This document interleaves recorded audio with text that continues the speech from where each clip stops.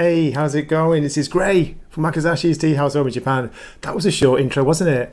I wanted to drop my ninja intro for a change. I hope you're good. I hope you're Genki. Just checking it's working. I think it is. Oh my goodness, I hit the Twitter button by mistake. I'm supposed to have this on my page. Yeah. Can you hear me out there? Who's out there? We got Nosferatu. We've got Nosferatu out in the chat. Jana, how you doing, darling? Looking good.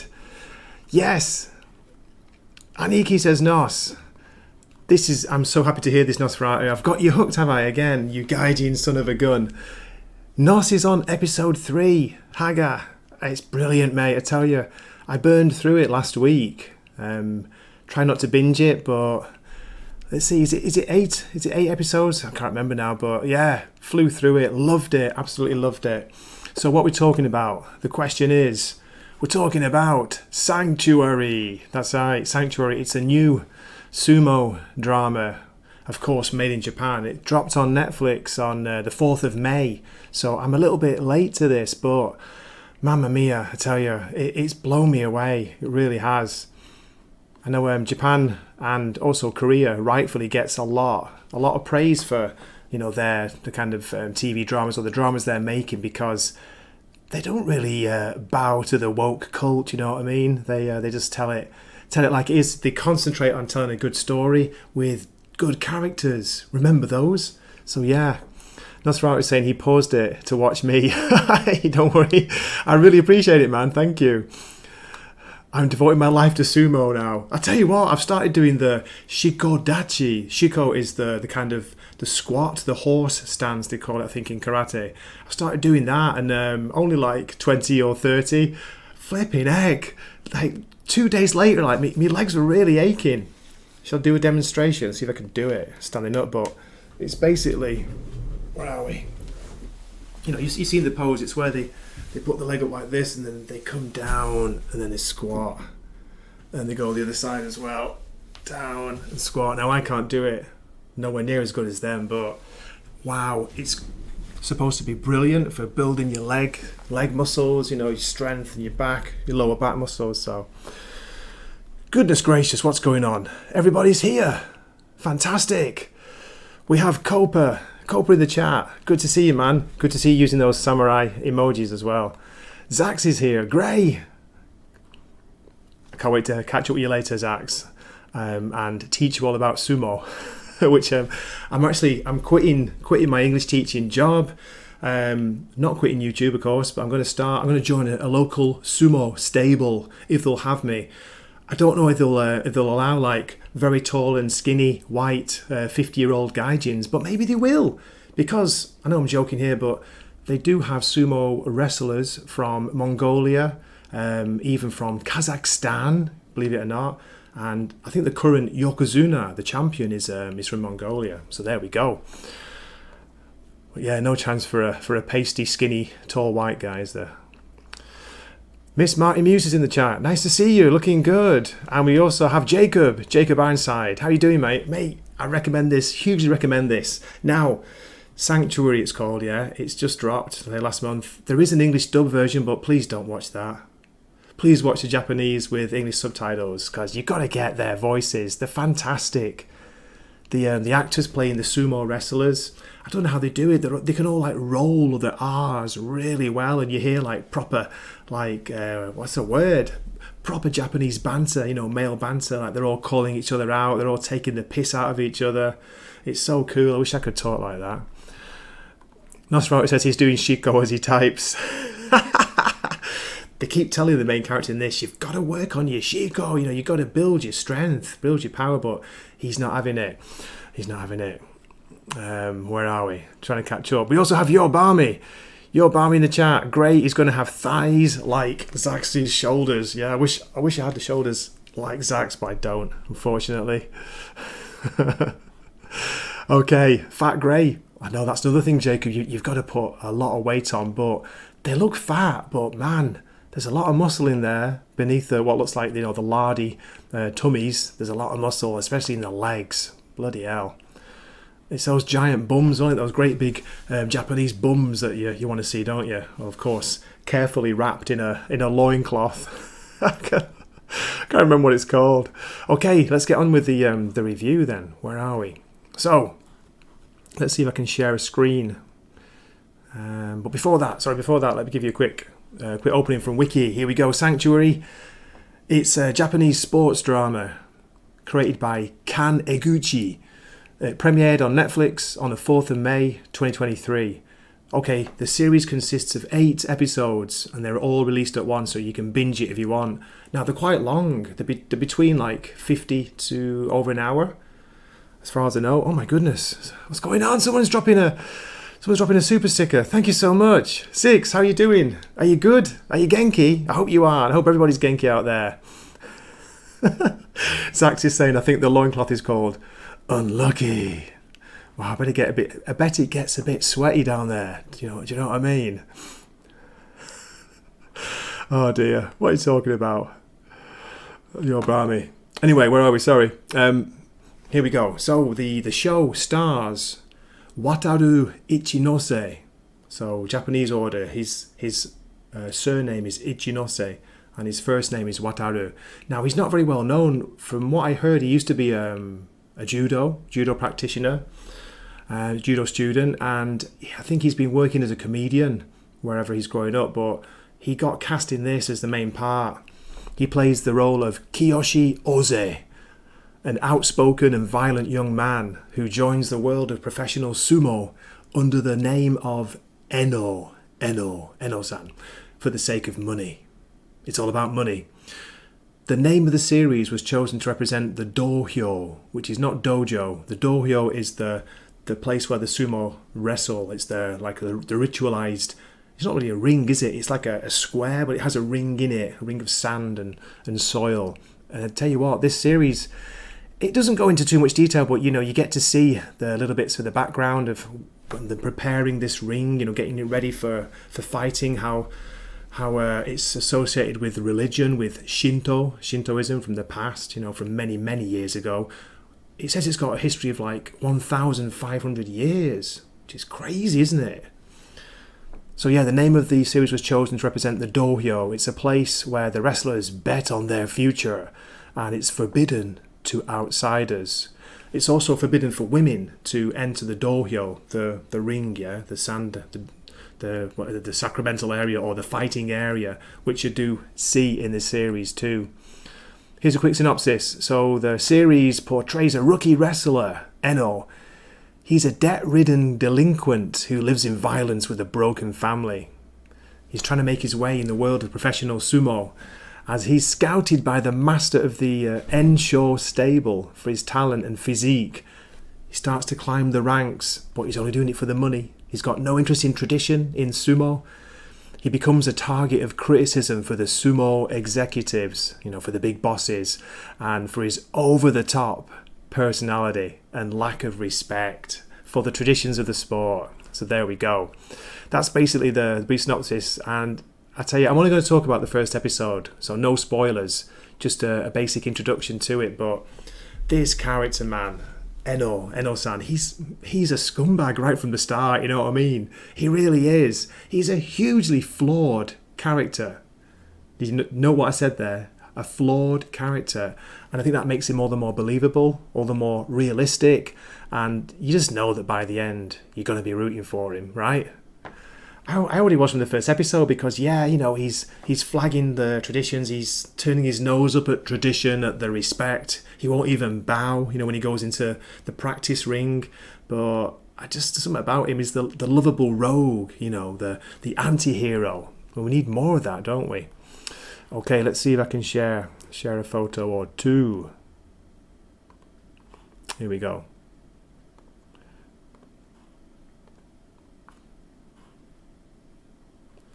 Before I do that though, just to say, I really appreciate you on the chat, looking awesome. And good to see you've got a whole conversation going on there for yourself. That's cool. That's what it's all about. I will come back to you. I'll try and dip in and out, but I'm going to go on a little bit of a wakizashi waffle, talking about this. So, episode 1 opens, and you can see straight away. You see a nice, only a little bit of a glimpse of a bum, a sumo bum. Someone's getting thrown against this wooden wall, picking himself up. Same thing happens again. You don't see who it is yet. You just see, bang, he hits the wall, picks himself up. Happens a few times. Then we get our first look. Now, he's the one who's got his dirt-ridden back to us. You can't see him. He's got the long hair. He doesn't have the hair length yet to put it up in the traditional sumo top knot. But he's got his... God, I'm forgetting the words as well. I've not studied about it. He's got his loincloth on, and I will check the words in a minute.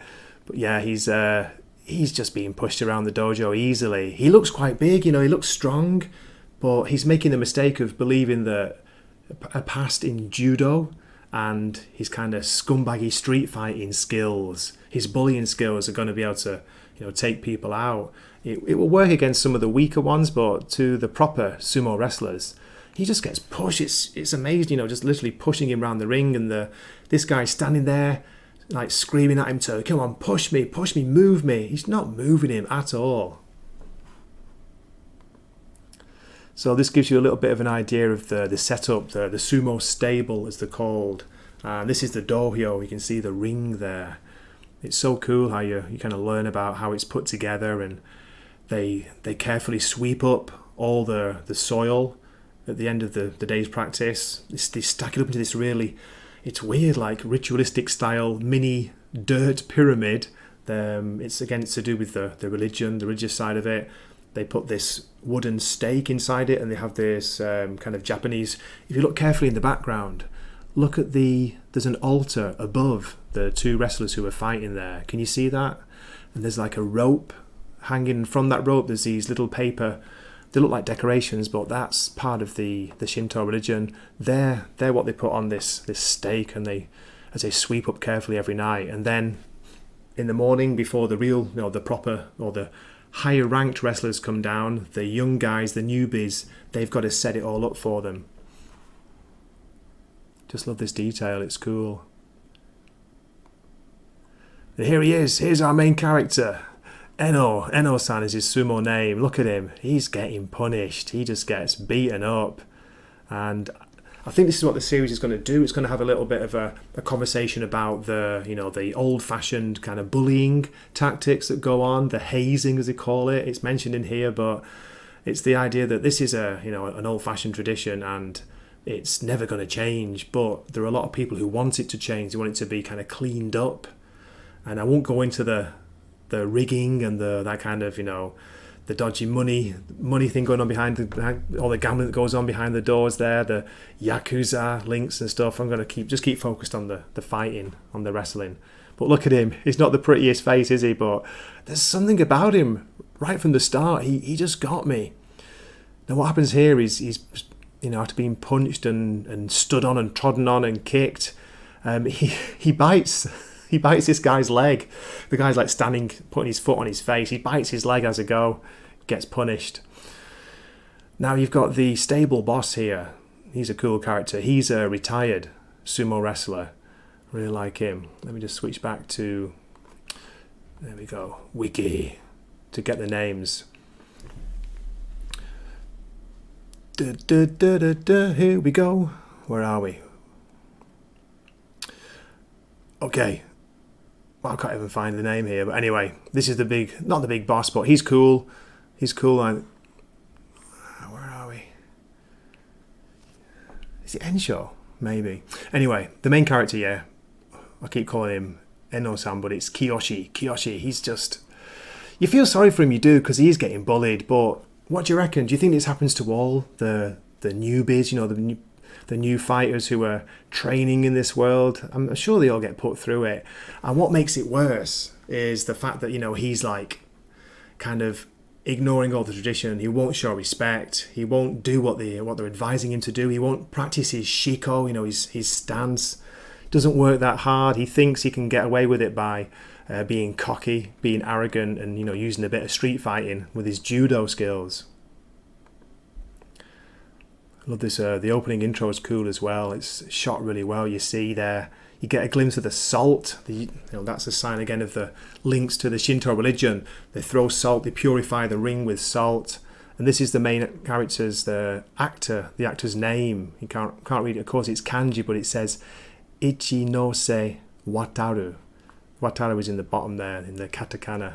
And the kanji is ichi, no, and then se. Again, look at this. You know, I came over here, like, I had an idea about sumo. It's probably the stereotype that you think these are just huge fat guys who, you know, get by on just their weight. Not at all. These guys are bloody strong. You know, they train their legs. It's not all in the legs, but there's a lot in the legs, a lot in the shoulders, Zaxx, a lot in, you know, the upper arms, and even with the big belly, there's a base underneath the fat. You know, there's a base of muscle there that's really strong, which keeps them centered. And then it opens up at the view of the sumo stable where what do you call it? Enno-san's training. The Ensho stable, it's called. Yeah, that's it. So cool. So yeah, going back to the boss of the stable, I got his name wrong. It's his name. His acting name is Pierre Taki. How cool is that, Pierre? Taki, by the way, doesn't mean taki in the English style. T-A-K-I. It can mean waterfall in Japanese. He plays Ensho Oyakata. He used to be an ozeki. He used to be a big boss, a sumo wrestler under the name of Enfu, and he's the guy who recruits the scumbag Kiyoshi Eno-san. He recruits him after he saw him during a judo tournament. You know, he thinks, okay, this guy's got potential, but he's got to work on his attitude. He's got to work on, you know, his manners. Oh, Blair's in the chat. How you doing, mate? It was a good shot. Nice shot of the ass crack there. I'm glad you enjoyed that. Oh dear, where are we? Let me see, just make sure I've not missed anybody. Good to see you here. Everyone's still here. Brilliant. Oh, we have Kaviteno Cavalryman.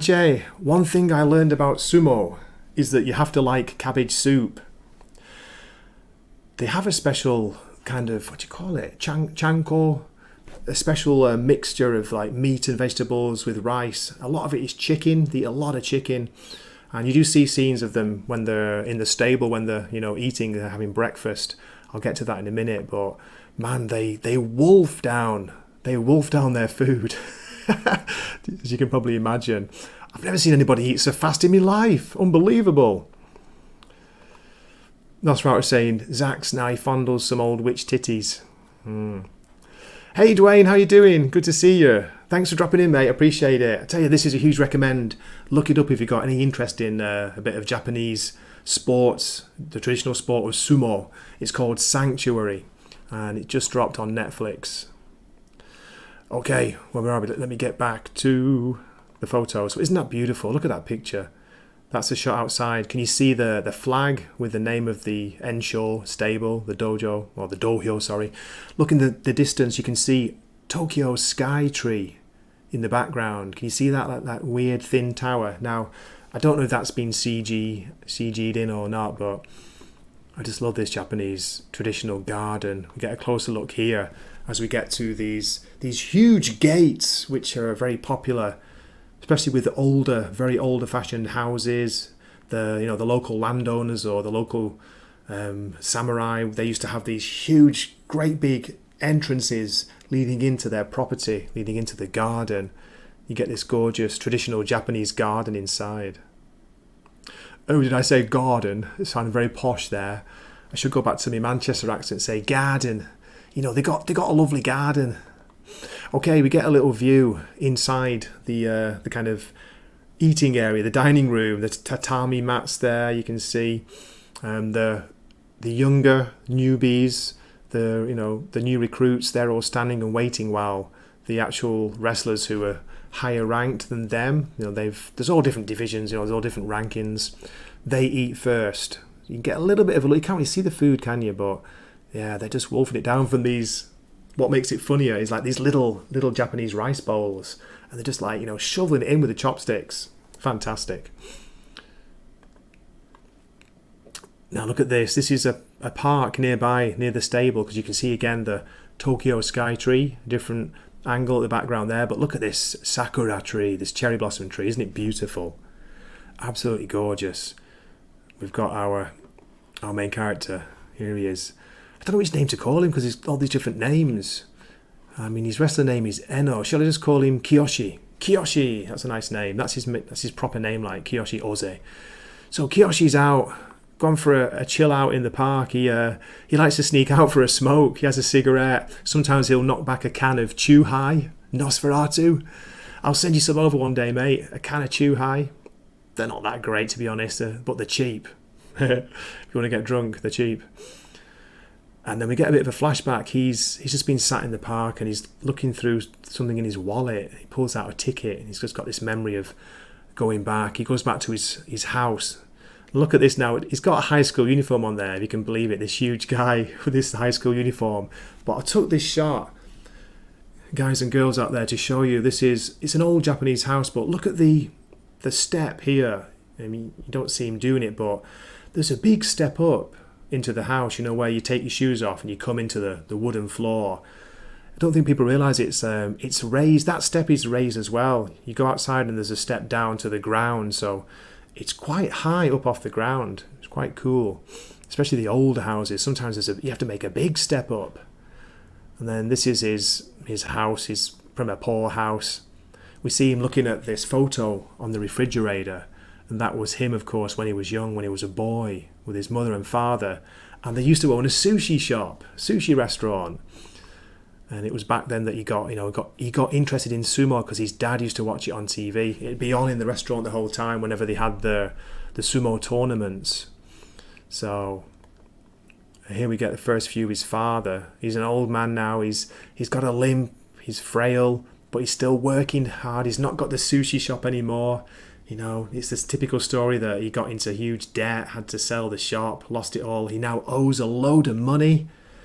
So you start thinking, okay, I wonder if his son, Kiyoshi, is he really in it, going into sumo just for the money? Is it going to be just for himself? Or is there more to it than that? Is he secretly trying to help out his dad and his mum? But yeah, his dad, it's a kind of sad character. It's a little bit exaggerated again. The Japanese are really good at this, at drawing out your emotions and manipulating the old heartstrings. But his dad's got a limp, and you see him later on, he's working outside. It's one of those jobs that they do on the roads. There's always like road works going on in Japan, and they have guard men. They call them guard men. It's basically just a guy there with a, what do you call it?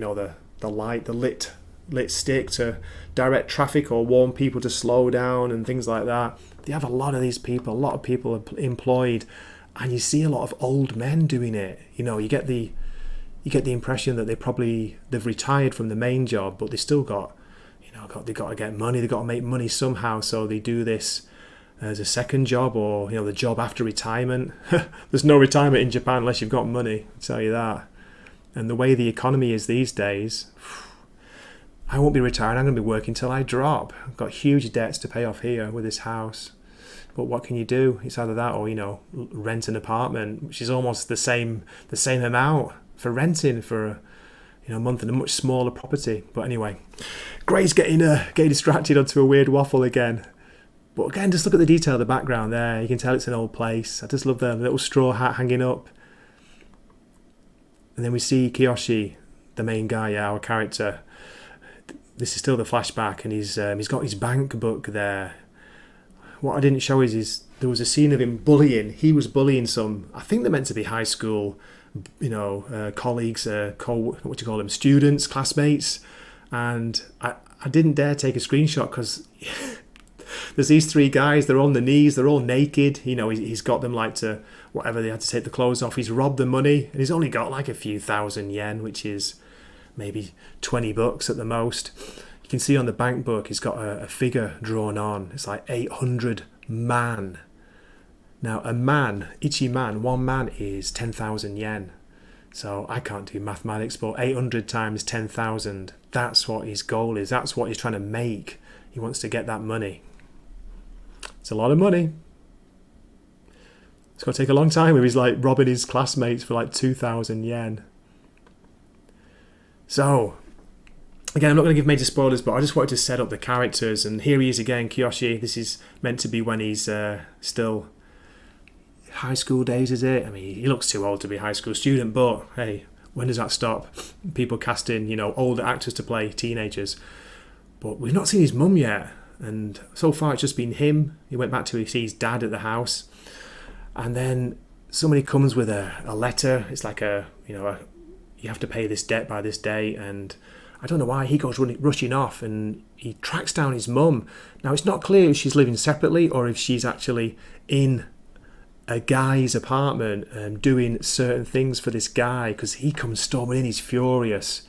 Imagine that. And this is how his mum gets introduced. Just like she was giving somebody a BJ under the covers. He comes in and the guy runs out. And then, so I guess it is her apartment. It's hard to tell. She's I don't know who the actress is, but she plays this part so well. She's a total scumbag, but you don't know the backstory yet, you know. She's having to, don't know if she's doing like sex for money. She's trying to make a living that way. He starts smashing the place up. That's why I wasn't clear if it was his mum's place or this guy she was, you know, giving a happy ending to, if it was his place, because he's just totaling this place. He's smashing up with a baseball bat. And then his father finally catches up and he's like, you know, stop it. It's not her fault, it's my fault. And she says, you can see the subtitles here, talking about daddy, poor dad. He's the one who crashed our sushi shop and used all my money to pay back loans. Okay, let's get back to you guys in the chat. What am I missing? Nanda says, Gabite no Cavalry Manche. Nani dayo? Nosferatu is saying they're called loan sharks, and she was... Okay, was it just a random dude's house? That's what I thought, Nos, but then... Because he goes running out. He goes running outside onto the balcony. Well, not balcony, what do you call it? You know, outside the apartment. And she's still sat in there, and she's like lighting up a cigarette. There's like bra and panties hanging from the washing, so I thought it was hers. Wasn't clear. Gray, your chat is filled with toxic men. Really? I'm sorry about that, Jaina. No, not sorry. Not sorry. No, but I'm so glad you're here. We need more. We need more sexy women in the chat. We need more feminine women as well. Come on. I bet Zaxx has got his top off as well, hasn't he? Because he's in the chat. Oh my god. We sell spatulas and that's all. Says Jana. I don't know what I've missed, but let me start to share this briefly. Okay. Guys, to give you, I know you know what Sumo is, you've seen it. I've not taken any clips from the drama, but I'm going to take a risk with... I've got a video clip of just one of the random Sumo fights, yeah, at the latest tournament. There was a May tournament, so I just missed it. I tell you what, this series has got me to get back into Sumo. I'm going to start watching it again. So the next one's in July, but the May tournament, if you go into...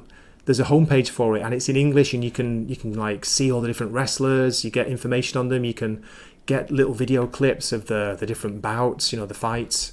I've got one here ready, so shall I play it? Do it. We'll take a risk because this is it's probably copyrighted, you know. It's NHK, but take a risk. I can always take it out afterwards. But check this out. This is just one random fight. This is who do you think is going to win? Call it, yeah, from the start. I don't know the names, but just call it on the colour of their ritualistic down below wear. What should I call it? I've got to find out the word, for goodness sake. Anyway, let's have a quick look. So here it goes. This just shows, just look at how one guy manages to stay in the ring. I don't know how he does it. Check this out. Couple defeated. What a shame. There you go. What do you reckon to that? How cool was that? That's just one example. You know, the way the strength he must have had, of course it was the bigger guy, and his legs, because you thought he was going to get pushed out of the ring. He was going out of that ring, but no, somehow he was like almost on his tiptoes. He managed to stay in. That was amazing. And then he got in with a nage, one of the nages, the throws. And basically it is, where are we? Sumo. Here's the official definition from good old Wiki again. It's a form of competitive full contact wrestling where a rikishi, a wrestler, attempts to force his opponent out of a circular ring, the dohyo, or force him into touching the ground with any body part other than the soles of his feet. It's usually done by throwing, by shoving, or by pushing him down. I tell you what, there's a lot of face slapping in this as well. It surprised me. And of course, sumo originated in Japan, the only country where it's practiced professionally and where it's considered the national sport. Many ancient traditions have been preserved preserved in sumo. Even today, the sport includes many ritual elements, such as the use of salt purification from Shinto. There we go. Life as a wrestler is highly regimented, with rules regulated by the Japan Sumo Association. Most sumo wrestlers are required to live in communal sumo training stables. They're known in Japanese as heya, where all the aspects of their daily lives, from the meals to the manner of their dress, are dictated by strict tradition. From 2008 to 2016, a number of high-profile controversies and scandals rocked the sumo world, with an associated effect on its reputation and ticket sales. These have also affected the sport's ability to attract recruits. Despite this setback, sumo's popularity and the general attendance has rebounded due to having multiple yokozuna, or the grand champions, for the first time in a number of years, and some of the other high-profile wrestlers grabbing the public's attention. There we go. That's cool. So there, yeah, tell you, it's a huge recommend. If you can't tell by now, I highly recommend this series. Anyone who's got any interest in Japan, even if you're not interested in sumo, it's a character-based story. It's like a Rocky style story, isn't it? The original Rocky, which is probably the best in my opinion, the first one, that kind of thing. Whereas, I know Rocky wasn't a rude bully scumbag, although he was working for the mob, kind of, wasn't he, at the beginning, the first Rocky movie. Huge fan of that, by the way. Yeah, I'm all over the place, aren't I? And I've not been drinking your barmy. He's saying Gray has a large cup of sake. I wish it was, and it's sake baby with an E. But I know we all pronounce it sake. Sakio nomimashou. Let's drink sake. Thank you, Jacob, you star. Jacob educating Gray, the gaijin in Japan. Sumo wrestlers wear fundoshi, and there's no fun in the fundoshi, right, Jacob? Thank you. That's the garments that keep their private parts protected.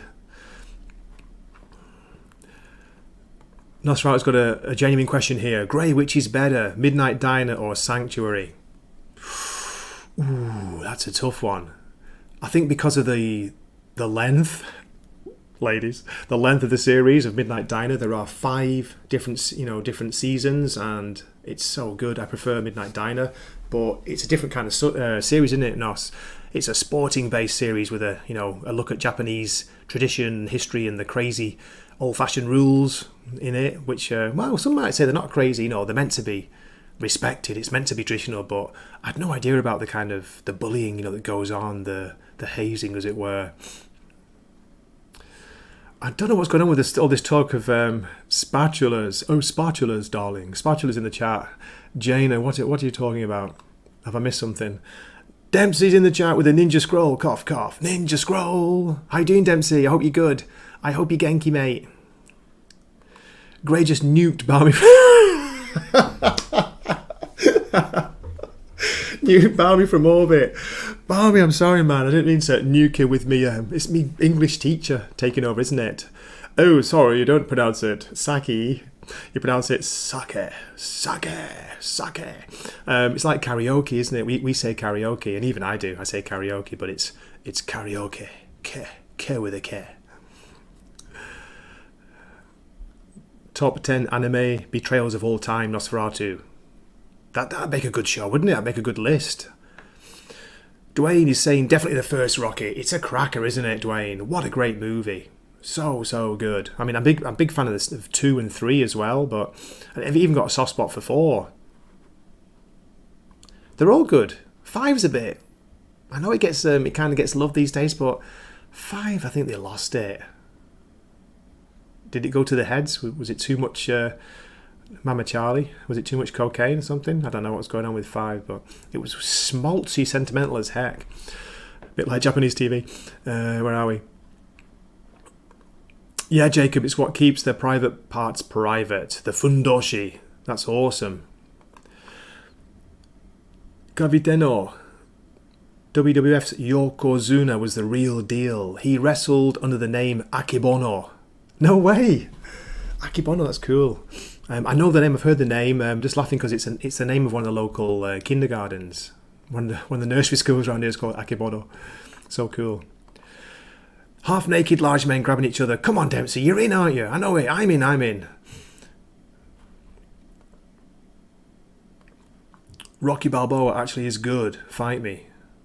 Oh, you mean the last one? The last decent one? Yeah, I agree. I liked it, Nos. Again, you could argue it got a bit sentimental, but I liked it. After 5, yeah. Is it Rocky Balboa that's the next one? Didn't John Wick fight a sumo wrestler? Jacob, possibly. I tell you, man, you'd have to, I don't know, you'd have to go for the neck, wouldn't you? You'd have to, go for a dirty move to knock them down or something, because you're not throwing them, you're not getting them off the feet. They could, like, bear hug you to death, couldn't they? Depending on the size of them.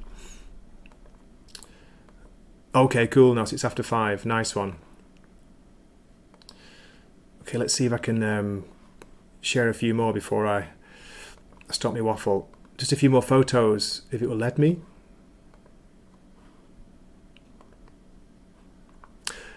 How's that looking? Is that good? Is that looking okay? Can you still hear me? That's the question.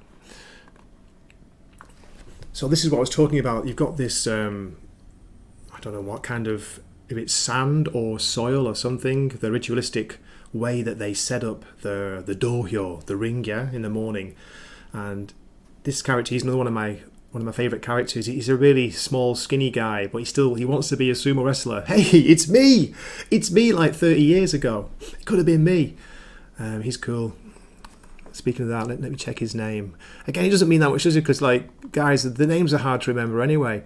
Where are we? Is he a supporting character or is he a main character? That's the question. Not the journalist. Oh, this is a guy. I got it. Okay. His character name is Shimizu. Shimizu is a fan of sumo who joined the same stable as our main character, Kiyoshi. Although he aspires to be a great wrestler, he fails to build weight by eating, and he shows his limitations as a wrestler during his matches. But his story gets really interesting later on. It's cool what happens to him, and it's probably not what you're expecting. So yeah, I liked him. So you got Shimizu and Kiyoshi, and they kind of become the kind of it's a bit of a, like, what's the word? Not a buddy movie, because Kiyoshi, the main character, he's rude to everybody. He doesn't care who you are. But yeah, it become a little bit of a Laurel and Hardy style thing later on. But anyway, let's get back to the photos.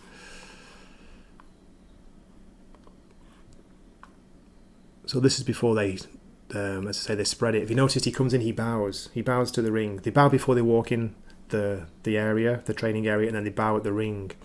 Then you see him sweeping round, spreading out this soil or sand. It almost looks like clay, doesn't it? Around the dohyo, the ring. Nice way to greet each other. Good morning. So you can't see him, but Kiyoshi, with his back to us, with the long hair, he's being grabbed, and he's also grabbing this guy who is always insulting him. This guy is the one who's probably bullying him. He calls him Busai Gorilla, or Busaku Gorilla. Busai means ugly, and gorilla's gorilla. So he's always calling our main character, he's always being called a gorilla, and he gets how he doesn't like it. Okay, now we have a new character introduced to the series. So we're seeing it mainly from the Kiyoshi, from the trainee wrestler. We're seeing it from it's his story, but we also get a second view of the training stable, and it's by 2 journalists. There's an older man and there's a young woman. She's new to it. I'm just getting her name here. Okay, her name is Kunishima. It's hard to say for me. Kunishima, yeah. Asuka. She's a progressive journalist who grew up abroad. Now, they make a point of this. She grew up in America, and they use that as a kind of excuse to forgive her. She doesn't know that well, if she makes mistakes, if she's a bit rude. She grew up in America. They're like, oh, okay. It's like, Nos, did that make you angry? Did that get you angry, that little dig at America there? I thought it was quite funny. the same thing about the UK. Oh no, she grew up in England. Oh Jesus, Okay, that explains it. But anyway, it's just to to basically forgive that she doesn't know the rules, but she's kind of headstrong. She doesn't like the all this tradition. She hates the fact that women are they're not allowed to set foot on the actual the training area. She's allowed in, but she's got to sit at the sidelines. She's a journalist and she's been transferred from the political department. She's now covering sumo, which initially she's not happy about, but as the series goes on, she starts to get into it, and I like that side of it as well. You feel her interest and you get pulled into it too, from her point of view as well as our main character, as well as Kiyoshi's point of view. Okay.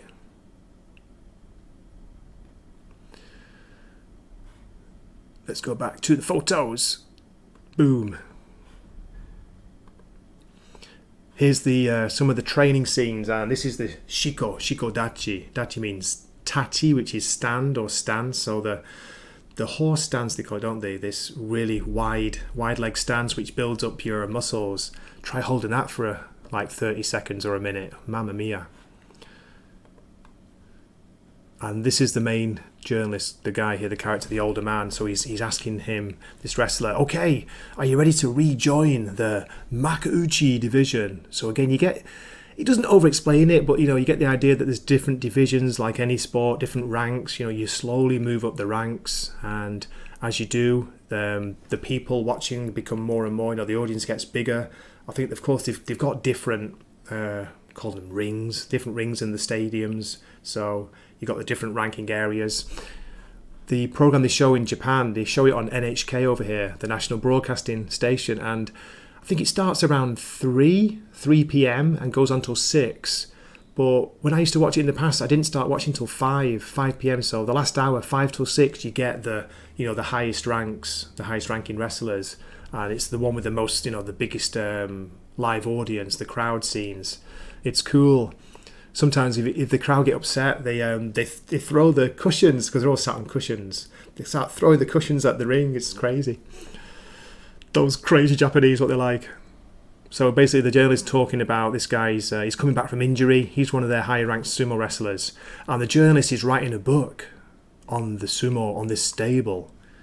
And here's the boss again, Pierre, I'm going to call him for now. That's his acting name, Pierre, saying, you better make us look good, mate. Writing a book about the Ensho stable. And you can see Asuka, the lady in the background, she's just watching. She's going to take photographs. So again, we see the training and the way they do it. I wish I'd captured some video, but they're just pushing each other, across the ring. You can see the strength in their legs. Powerful. And then you've got the guy, the hairy guy, taunting our main character, Kiyoshi. He's taunting him again. Busai gorilla. So he gets angry, comes charging over. Do you want to die? I'll kill you. It's like heading off, what do you call it? The head-to-head thing that you see sometimes as soccer, the football players doing it. I don't know if you do it in American football, but the football players are hilarious when they like head-to-head going for it like two stags, or they think they are. And then one of them, in football, one of them will suddenly go diving down and rolling across the field like, oh my God, he breathed on me, he touched me. Yeah, great having a dig at the sport he loves. There we go. Ridiculous, the overacted in soccer, in football. Use your legs, come on. So this is Kiyoshi's trying to fight, he's like, come on, fight me. He can't bloody move him. He can't move the main guy. And in the background you've got, oh my God, I have to go back to the thing again. What's his name again? Shizumi? Is it Shizumi, I'm guessing? Boom. Shimizu. I was close. Shimizu. Come on, guys. I know I'm living in Japan, but these names are hard to keep track of. You can see him, the short, skinny guy in the background. He's watching. I think it's cool, though, that, the fact that he's there, he wants to be a sumo wrestler, and they've allowed him in, he's training with them. I was asking Mrs. Wakizashi, how does that work? Do you know, can anybody join, can try and become a wrestler? I guess they get a limited amount of time, don't they, if they can move up the ranks, maybe they get booted, or they just become an assistant, somebody working there instead. It's fascinating.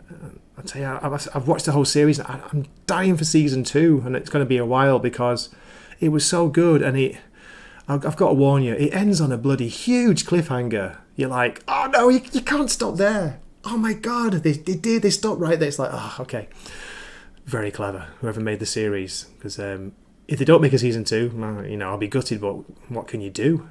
Shikata ga nai. It can't be helped.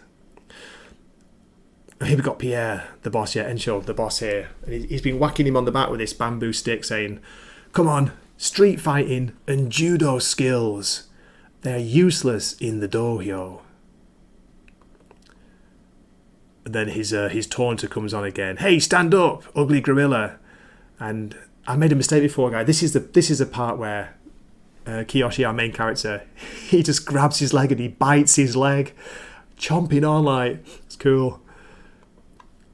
And this is the point where the Asuka-san, the female journalist, she's so shocked by it. She's taking photos and she goes running in. She runs into the dojo. And you can see her boss in the background shouting her name.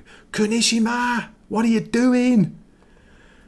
And the scary guy, the one who's always taunting him, hairy chest we'll call him. Hey, like me. What the hell do you think you're doing? It's translated as, but you should hear it in Japanese. That's why you've got to have the Japanese on.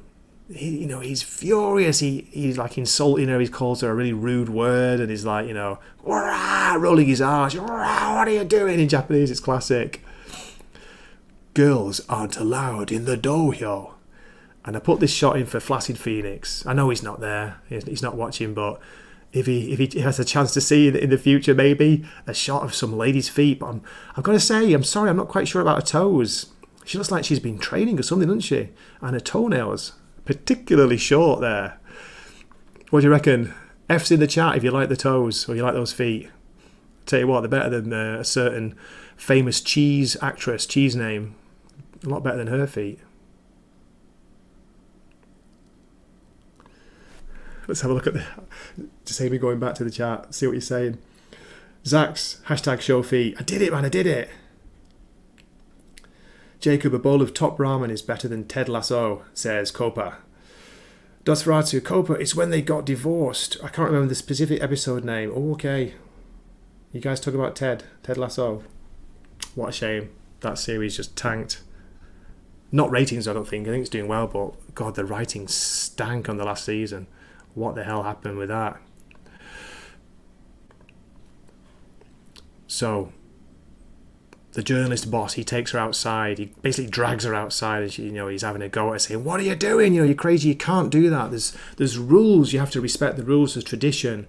And she's complaining, saying, "No, it's old-fashioned. It needs to change. It's insane that they're still doing this style of training. It's crazy that they're allowing the bullying to go on." And then his answer is, "But still, that insane way of thinking, I mean, he calls it insane as well. It's part of a whole other world. It's part of a world that we don't really know much about, and we can't touch. You can't change it. It's steeped in tradition." Just got a few more, guys, just to let you know, and I'll be opening this up. I'll drop the link in a minute. This is a shot of the national dojo. I think it is a real one. You just get a brief shot outside in Tokyo. And then we have Asuka-chan, the lady. She's gone to speak to our main character, Kiyoshi, and she wants to get a scoop. Of course she does. She's like, "Are you okay? What they did to you is terrible." Because after he bit that guy's leg, he got the shit kicked out of him. You know what I mean? Jesus, they kicked him in the face, in the belly. He was getting smacked around, and she's like, "The world needs to know about this, the dark side of sumo, how absurd it is." And he's like, guess what his answer is? Is he going to help her? He's like, "What do you want? You're just after a scoop for yourself. It's all about you, isn't it? You're not interested in me. Tell you what, how much are you going to pay? I might talk to you if you're going to pay me." And she's like, I can't, I can't give you any money. And this is his answer. I'm going to read it out. I'm sorry I'm not laughing. It's kind of mean, I know, but "You've got no money, you've got no boobs. I'm not interested." Gray takes a quick drink.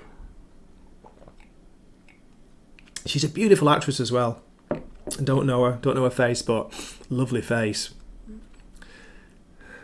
Anyway, let's get back to the last couple of photos. So we see a little bit of inside the official sumo, what do you call it, the rule making area of the sumo, I don't know what the name is, Jesus. Talk about stream brain. Sumo Association, and there's a guy here showing a video of our main character, one of his very early fights. He's so rude, this guy, look at him. He threw a wrestler, he did a judo throw, which is allowed. He threw this guy, he won his fight here, and he's celebrating like he's giving the American signal, the up your side. He's like, whoa, he's screaming and shouting. You're not supposed to do that. You're not supposed to celebrate, vociferously in sumo. You're supposed to show respect. So you got this guy's like, people are in an uproar about his manners. He's so rude. Here, the guy with the glasses, he's got some kind of problem against our main character, Kiyoshi. Doesn't even need to know him. I think it's more against the Ensho stable, his sumo stable. He doesn't like the boss. So he's like, I want him out. But the other guy who's the boss of the Sumo Association is saying, no. He's young, he's still learning. Just give him a strict warning this time. This is the boss. Look at him, how cool does he look? He says, I understand how you feel, but you're making this a bit too personal. And I'm going to finish soon, but oh my God, thank you. I see that in the chat. Mr. Tickle Trunk, dropping 550 Canadian. Have some drop and dash cash. We'll catch up on the replay. Thank you, mate. I really appreciate it. It's a huge recommend, man, if you're still there. Sanctuary, sumo wrestling drama on Netflix. So here's Shimizu. Look at him. He's a poor guy. He's not putting in the weight.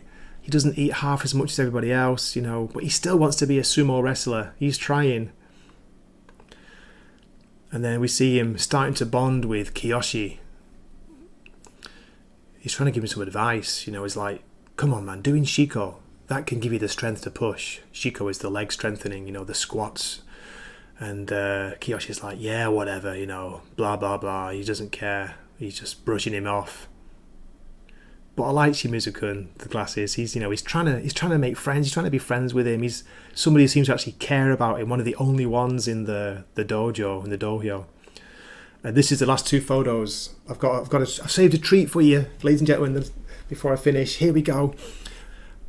We get a flashback of Kiyoshi, when the boss of the sumo stable where he's now training, the boss takes him out for this gorgeous Japanese wagyu beef dinner, where it's the teppanyaki style, where they cook it in front of you on a hot plate right in front of you, so you get the sound and the smell as well while they're cooking.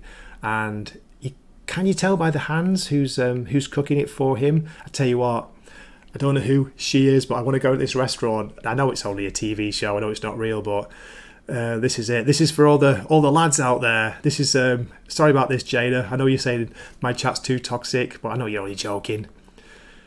We pan up and this is a view we get of the chef, the beef chef. She's cooking.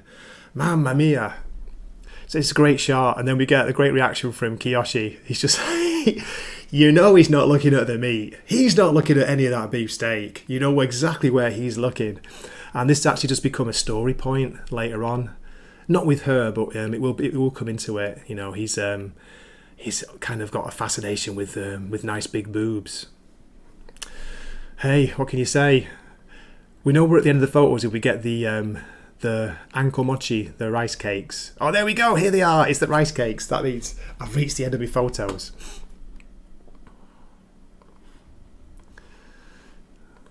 So that was cracking. I really enjoyed that. I hope you enjoyed the chat. I'm not finishing the stream. Links going in if you want to join. You're allowed to jump in. You are welcome. Copy.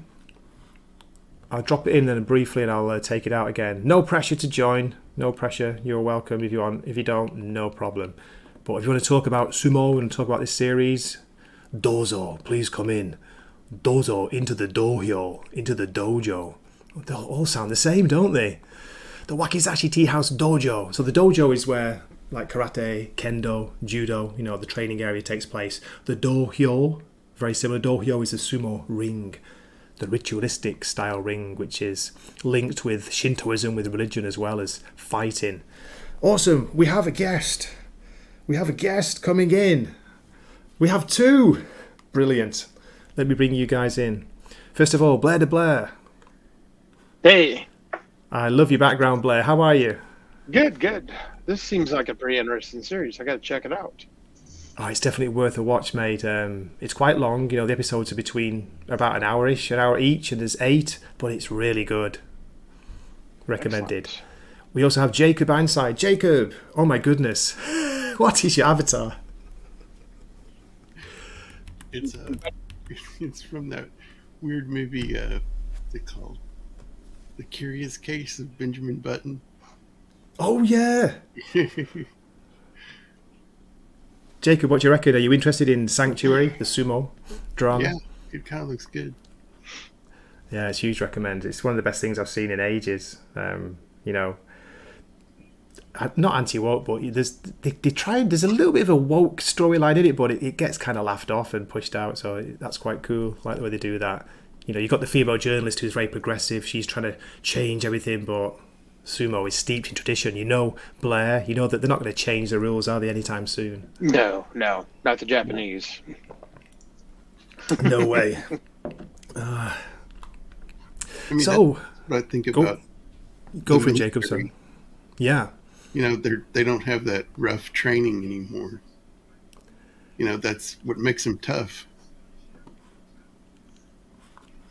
I wonder if they do that still. It's the same in the UK, you know, in the army there as well. I don't know how it is these days, but yeah. Do you think that's kind of being pushed out for a reason? Yeah, I don't know. Yeah, I think people got kind of tired of it after a while. You know, it's. Oh yeah, Copa. I hear it too, playing in my head. A new life awaits you in the off-world colony. It's a chance to begin again. Awesome, Copa. I love that movie.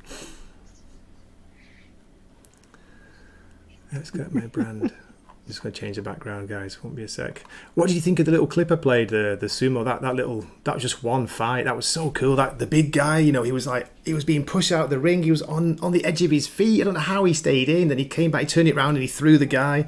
It just landed. To the smaller guy too. That was surprising too. Yeah. I love it when they get right on the edge. It looks like they just like top them over, but all of a sudden they literally can't throw them out that like little half inch because they got That's that right. leg strength. You know. Yeah. That's where the leg strength really came, you know, played a part. You do see it, don't you, when they're both pushing each other. You can see the muscles in the legs there. It's clear. But I was one of those fools that just thought they're all fat guys. Sumo wrestlers have no idea, you know, about all the training they do.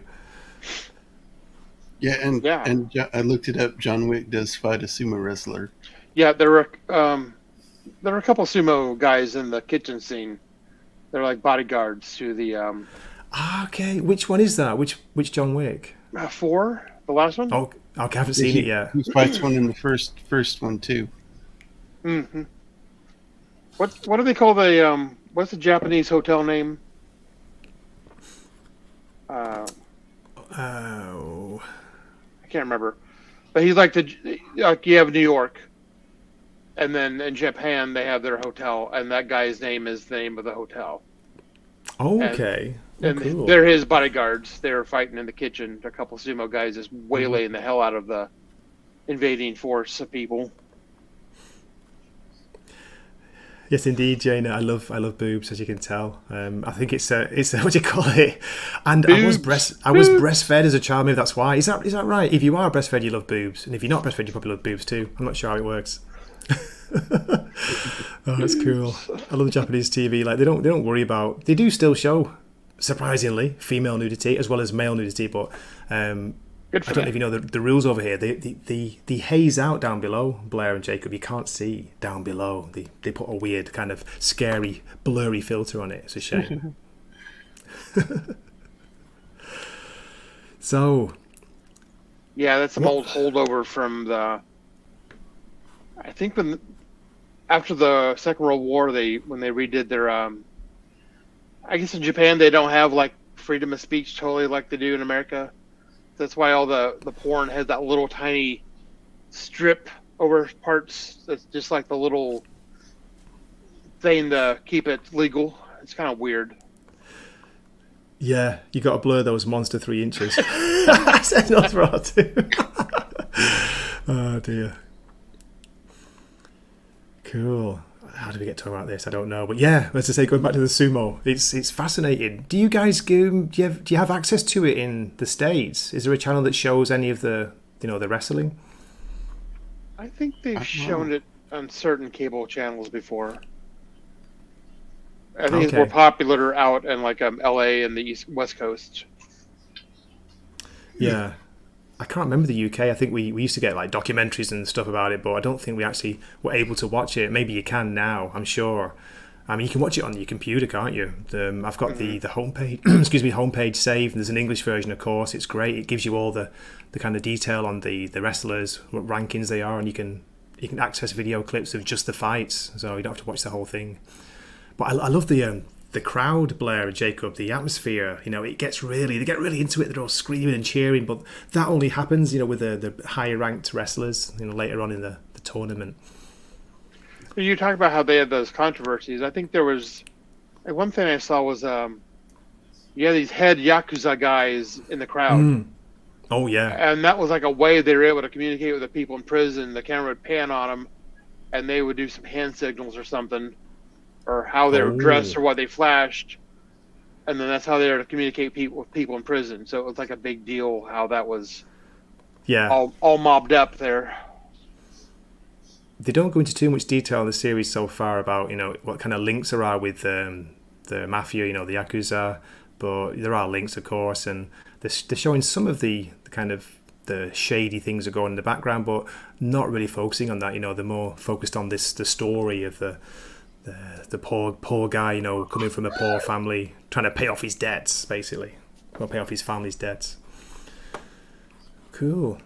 A shout out to Courtney. By the way, Courtney, good to see you. Sorry I missed you in the chat. And everyone is still here. Fantastic. Can't believe you're still watching. Been going for an hour, and it's mainly been Gray just going like this. You should do a show called Gray's Waffle House, where you just waffle around. Yes. Blair, it's like the old days, isn't it? Do you remember the old days of the Blade Runner streams where I used to do this? Like, I'd go on for like 50 minutes, the photos, and then I'd like open up the chat and let people come in. We'd just talk about it. Yeah, and then it would just derail off into madness. To madness. Jacob, you never know where you're going to go with this, do you, with my streams? Yeah, when I was looking up what the sumo wrestlers wear, they wear another thing over the fundashi. Okay. Yeah. It's called mawashi. Oh, mawashi, it's like a belt with like rope coming down off of it. Okay. Something like that. I don't know. I'm just having a quick scan down the page myself, and for there's 6 different divisions, it says. The wrestling, well, I won't name them, but there you go, give you an idea. Only 42 are allowed in the top division, 42 wrestlers. The lower ones is like 180 in one, there's 200 in another, but the very basic one is only 50, the basic ranking, so interesting. Women not allowed to compete. They're not allowed to enter the ring because of a tradition stemming from Shinto and Buddhist beliefs that women are impure, in inverted commas, impure because of menstrual blood. There we go. Oh, God. Good grief. Sorry about that. Too much information, but I wondered why, it's to do with tradition, don't you? To do with religion. Shinto and Buddhism. So how does that work if you're a trans man, huh? Mm-hmm. Oh, God. I don't think they put up with that over there much. So I don't think they'd let any trans wrestlers into the stables. What do you reckon? So guys, like before this series, did either of you have any interest in sumo? You know about it, don't you? But you don't know that much about it. I saw a little of it. Like sometimes we'd see something like on what's that old show, Ripley's Believe It or Not. Okay. They talk about sumo. They talk about the special diet they would eat and how they're like a big sex symbol, Yeah. And they're hugely popular with the ladies. It's surprising. Yes. I don't think it's just for the money either. They see them as the status as well. Huge status of them. So that kind of thing. I never really delved into it much. No.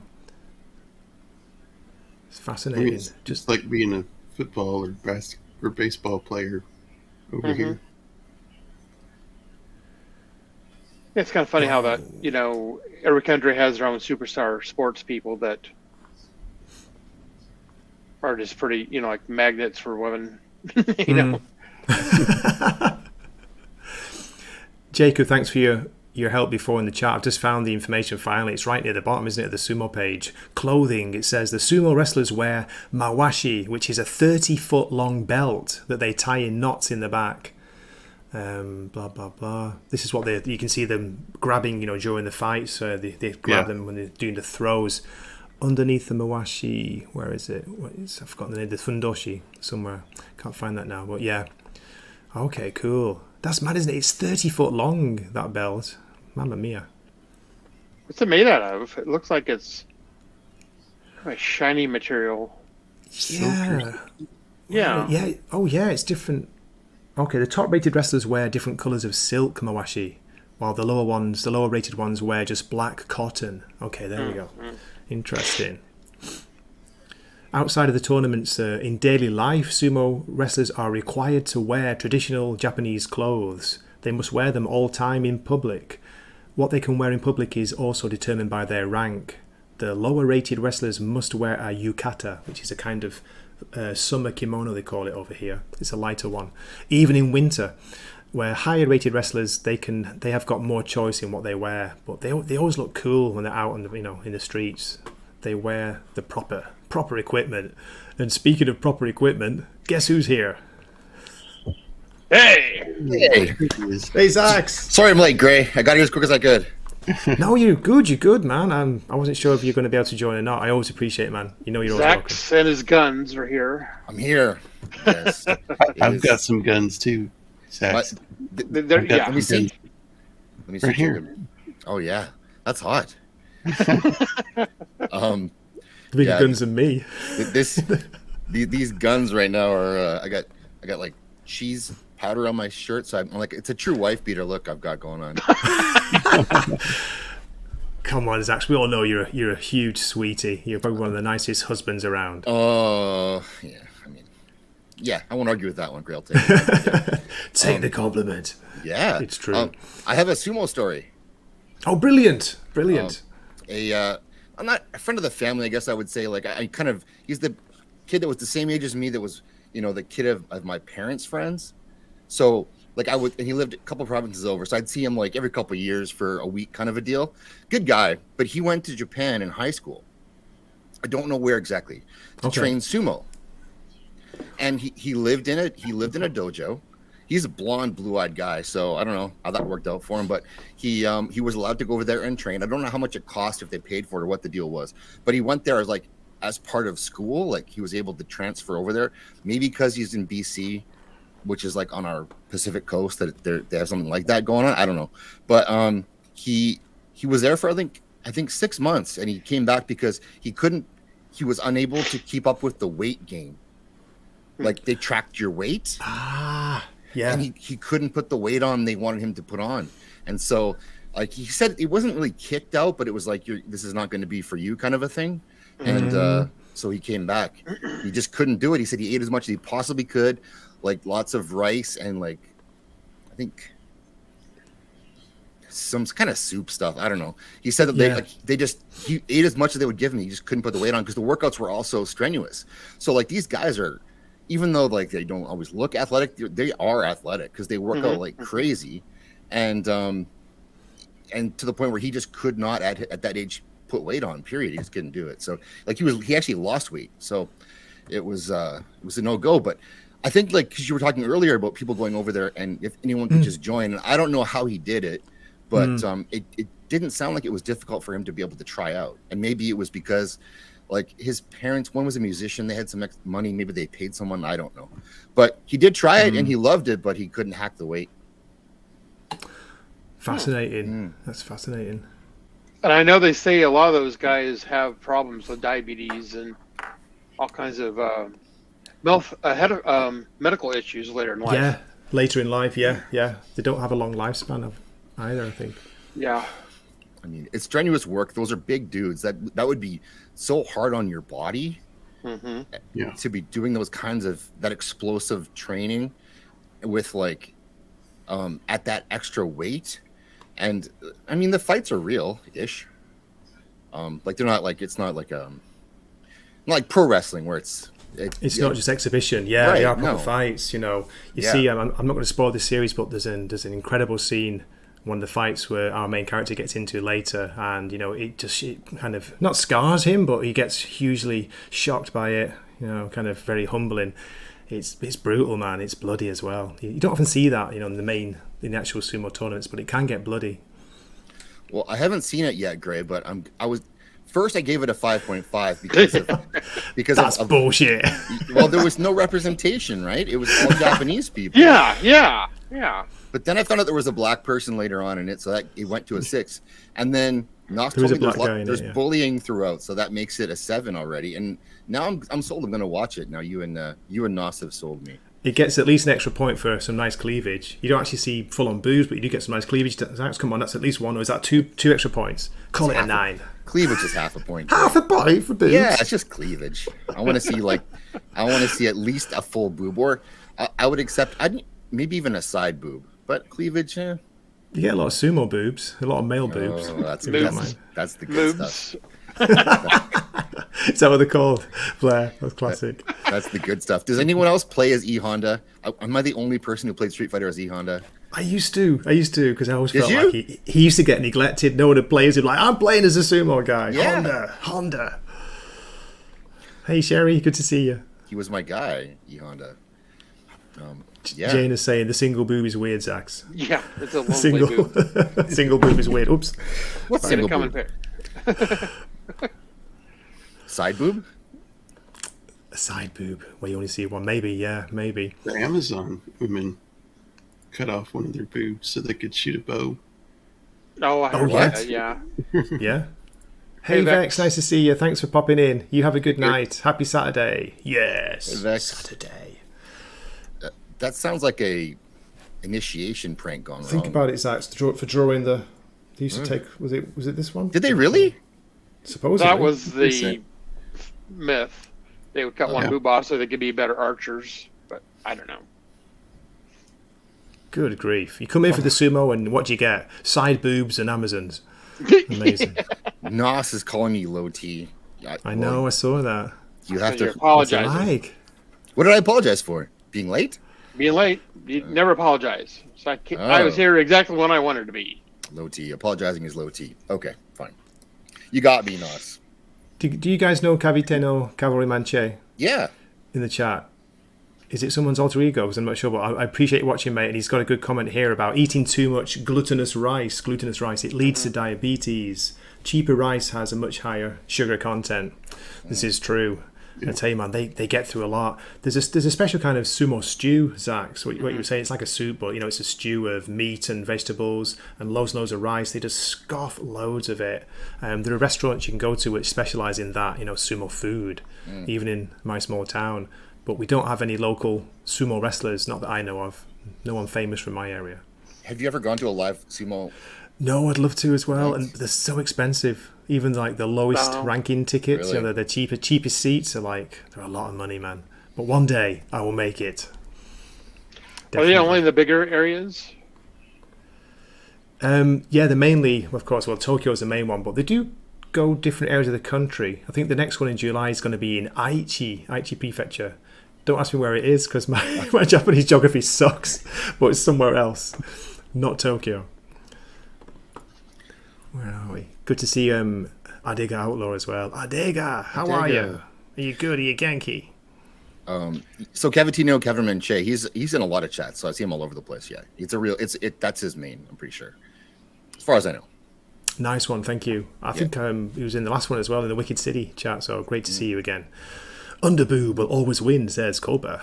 Is that if you got your hands under the boobs or your mouth under the boobs? Either's That's totally, better. yeah. Yeah, It's a win-win. So. either is better. So what did you give this out of 10, Gray? I'm giving it a 9, a really strong 9 out of 10 Wow. from all 8 episodes. Yeah, and what an ending, man! It left me like screaming for more. It's the first series I've actually, I would say, kind of binge. And my version of binge is not one night; it's like over 5 days, maybe 5 evenings. I just went through it. since Stranger Things Volume 4 and since Cobra Kai, the last one. Just like, next one. It was like that. I've been watching. We were just watching Yellow Jackets. Oh, cool. It's good, and it has ladies in it. It's a strong female-led series, and it's good. I don't know if anyone, boob? There's boob in it, which is awkward a little bit, but I don't want to spoil anything. Oh, okay. Yeah, but if you haven't seen it, it's definitely worth watching. Season 1 is really good. Season 2 so far is still good. Okay. Yeah, it's like Lord of the Flies if it was chicks and they were fucking monstrous. I heard that. Have you, Blair? Have you watched any of it? Have you seen it? No, I heard about that. It was a female Lord of the Flies. And they're worse than us, which makes it a good show. Like, these are actual characters. They're not just all strong women. It's good. I enjoy it. Right. And my wife will watch it, so it's like that's a win-win. That is a win-win. Yeah. Copa saying this is addressed to Adega Outlaw, but do you remember they would show sumo and taiko drumming on Orange Country Public Access? No way. Orange That's County. cool. Yeah, Orange California County's area. That's why I thought they did a lot more of that in the LA area. Because there's more of a Japanese population. Well, they did have camps down there to help them concentrate. Zaxx, you sound like salty there. Zaxx, the lovely Sherry is saying thank you. My second was Chun-Li. Zaxx. Chun-Li. Chun-Li's a good pick. I love playing as her. Yeah. I played E Honda because I think, like you said, no one ever played E Honda. No, and I liked his hand strike thing that he could do. Yeah. And he would toss himself across the screen, but then you'd always lose to Ken or Ryu, some asshole with his Hadouken. Hadouken. Yeah. They're so cool though. You totally remind me of that game. Zach's not played it in years, but yeah, what a great go back to that. Wow, Honda-san, he was cool. He was a bit crap, but I still liked him. Women are brutal. Sorry, Jana. Thanks, Jana. Sherry, Loss is talking to Sherry. Chun-Li will always be special with those thunder thighs. Exactly. That's why everybody loves her. What did you guys think of the Street Fighter movie with Kylie Minogue? Do you remember that? Oh my goodness. Jean-Claude Van Damme, was that his one? I think so. I can't remember who was in it apart from Kylie, and you probably don't even know Kylie, do you? She was a big hit in the UK. Of course, I think that was his last film. He died. What's his name? Raul Julia? Yes. Oh my God. Bison. Of course it was. Yeah. He was good as the bad guy. He was almost dying. Well, he was dying when they made that. He barely made it through, I think. Oh, that's a shame. Jean-Claude Van Damme, Raul Julia, Kylie Minogue. That's right. Wow. Oh, Ming-Na Wen played Chun-Li. Don't know who she is, but she looks nice. Holy shit, she's in Mandalorian. Oh, Jesus, is that her? Yeah. No way. Yeah. She's got something going on. 1994. Oh, yeah. You tell me. Man. Asian ladies. I'm showing my age. Look at me. When I smile, it's all in the eyes. It's all in the lines. Scary grey. Okay, how we doing? Oh, she was in Milan. Was she in Milan too? Lovely Sherry. Yeah. Oh, okay. In Agents of S.H.I.E.L.D., she was one of the agents there. She's a good actress. I like her. May. No way. Nosferatu's saying that Jean-Claude Van Damme his skin is being used for Johnny Cage in the new MK Mortal Kombat. Yeah, we've gone full circle. That's the game, isn't it? Cool. Using his skin? Oh my God, are you talking about ritualistic sacrifice, Nosferatu? No, I'm joking. Maybe. Stream just got cancelled. Do you remember about the same time that came out, they did a Double Dragon movie that was total crap? Oh God, they did they? I don't remember seeing it though. I didn't watch it, no. Did they really make that? I gotta head out, guys. Okay, Jacob. Take care, Jacob. Mate, before you go, if you wanna plug your upcoming stream, mate, go for it. Yeah, actually, I'm on a stream Sunday evening with what's the name? Technically Mexican is the name of the channel. Oh, okay. It's just a fun show talking about movies. And then my show on Tuesday is Notorious. That'll be fun. Blair's going to be on there, and Mags Blair. and Nerdporial. Cool. So- Do you Cool. know what movie you're talking about on the technically Mexican channel? Do you know what's up for that one? Get the Gringo. Get And- the- Mel Gibson. Mel Gibson. Is it? Pretty good movie. Yeah, it Sounds is. like a joke name of a movie. Three Get the Amigos. Gringo. A Will Ferrell movie, and it's all in Spanish. It's a weird one. Cool. Zach's going to ask you to take over for a second. Someone's at the door, I think. I'll be right back. How can I take over? Later, You Greg. can do it, baby. All right. So Jacob, if you got to head out, that's cool. You got Tuesday Notorious. What's Notorious? It's 1946. It's a Alfred Hitchcock, Gary Okay. Cooper, Ingrid Bergman. So you're not doing Twilight Zones now all the time? Huh? You're not doing Twilight Zones now all the time? Oh, I just do Twilight Zones on first Tuesday of the month. Oh, okay. Kind of There was spread it out a little better. There was some shots fired in the chat earlier about UHF. Yes. And I mean, Jana, who's normally pretty based, she was, making some rude comments about Stanley Spadowski and maybe accusing him of some things that I don't agree that he did. So Also, she's a bit of a racist with her little only right-handed spatula store. that's right. Yes, that's super racist. Arigato, Zaxx, thank you. Gray answers the door to a hulking sumo wrestler throwing him through a wall, yeah. Luckily not, thank God. Yeah, she did. No, she went to war against men. I don't understand it. That came out of nowhere too. She didn't have to do that, but Yep. A little. I missed all that, thank goodness. I was too busy waffling away about sumo.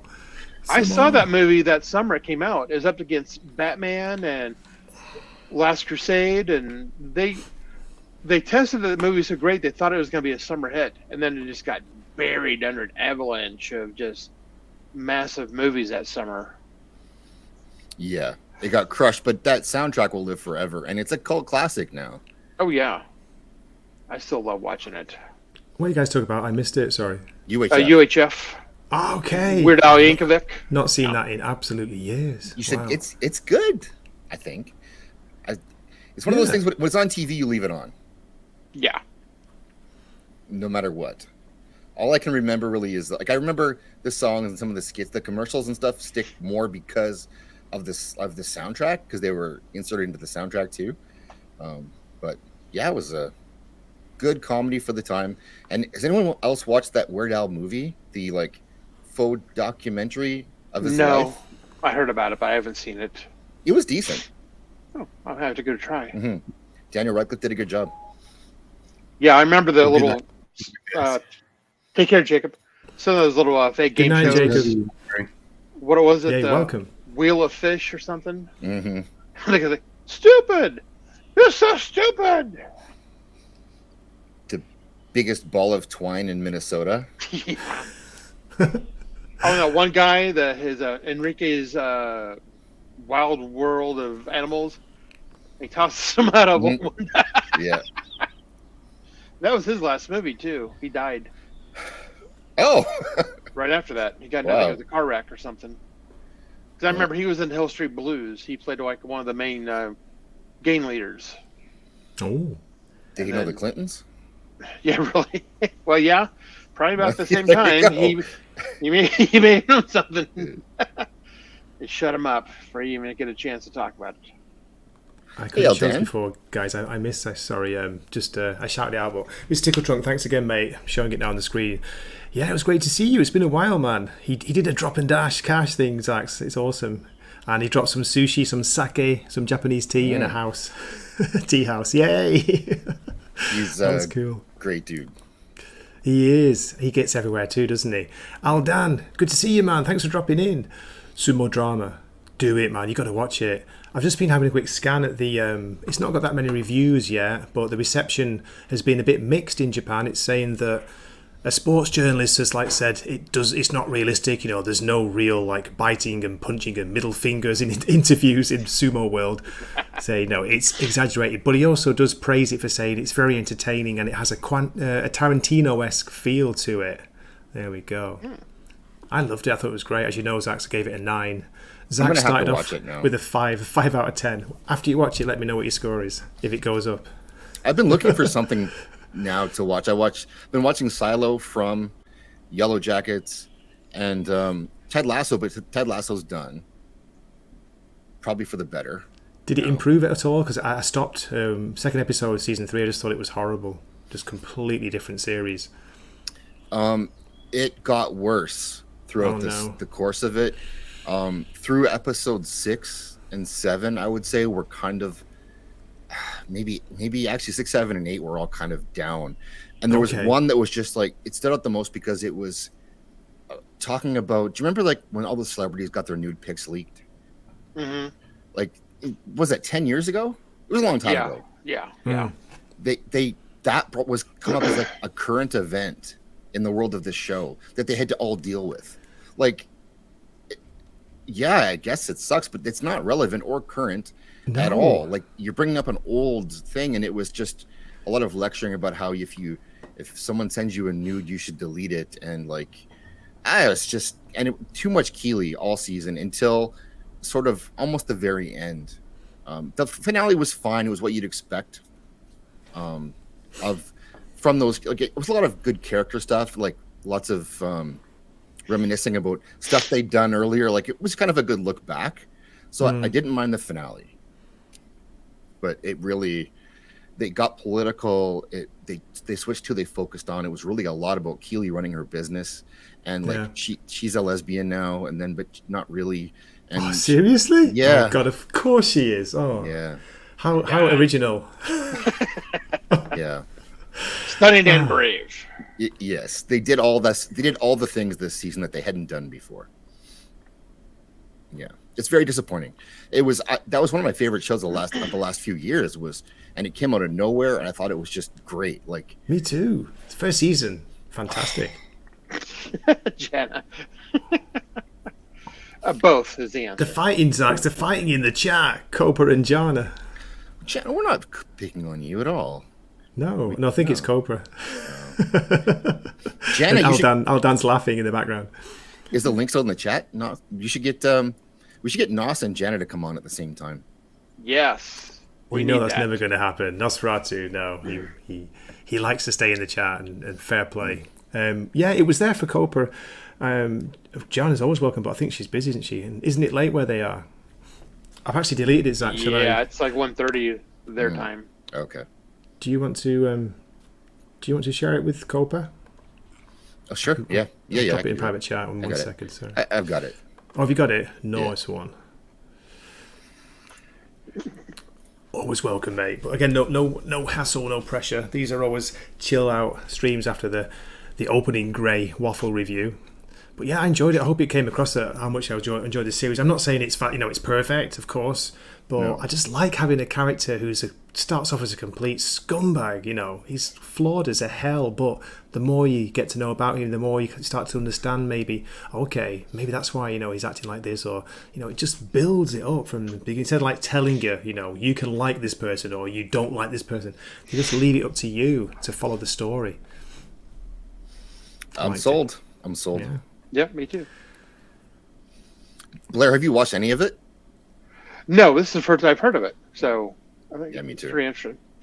I saw something new dropped on Netflix. It's called Black Knight. I think it's Korean, like a sci-fi thing. I want to check that out. I saw that too. That does look cool. That looks pretty good, yeah. Apocalyptic, something about air is precious or something. Yeah, they're like air delivery people, and like Oh. They do some good stuff. I like their sci-fi. They do. Copa, yes, there is a gay player on the team now too. Of course there is. And it becomes a big issue about like, will he be accepted? And then it wasn't it's like, of course he's going to be accepted. It's fucking 2023. No one gives a shit.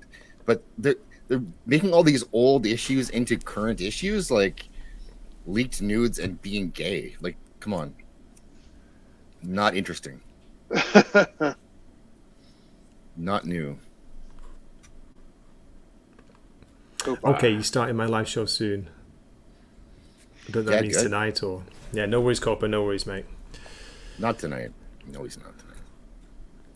I will never bring up a Klaus Kinski-led film until you come on and talk Fitzcarrado. Oh, I don't know what that is. That is an insane movie. If you ever get a chance, it's more of an experience than a movie. If you get through really? it. Klaus Kinski's in it, yeah. Oh, Klaus Kinski's in it. Well, then there you go. Is it Werner Herzog? Blair, is that the name of the director? Yeah, that's what I kind thought. of crazy German director. They used to work together. They kind of ended up almost wanting to kill each other. It's Is that the one they're trying to drag that ship through the jungle?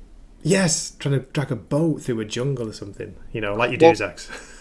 Klaus was actually mentally training. ill. He was really crazy in real life. Oh, really? Yeah, and during that, I think that shoot, he armed himself with a gun, Yeah. and shot into a hut full of people and actually hit one of the crew members because he was having a little episode. He's also one of the greatest actors of that generation, though, partially because he was crazy. I think so. They do go hand in hand. Mm-hmm.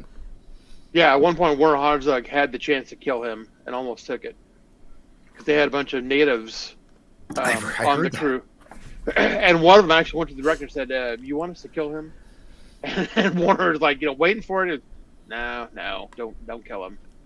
But yeah, he thought about it though. Did he like say? He probably crossed his mind before he answered. get away with this. Carefully considered it.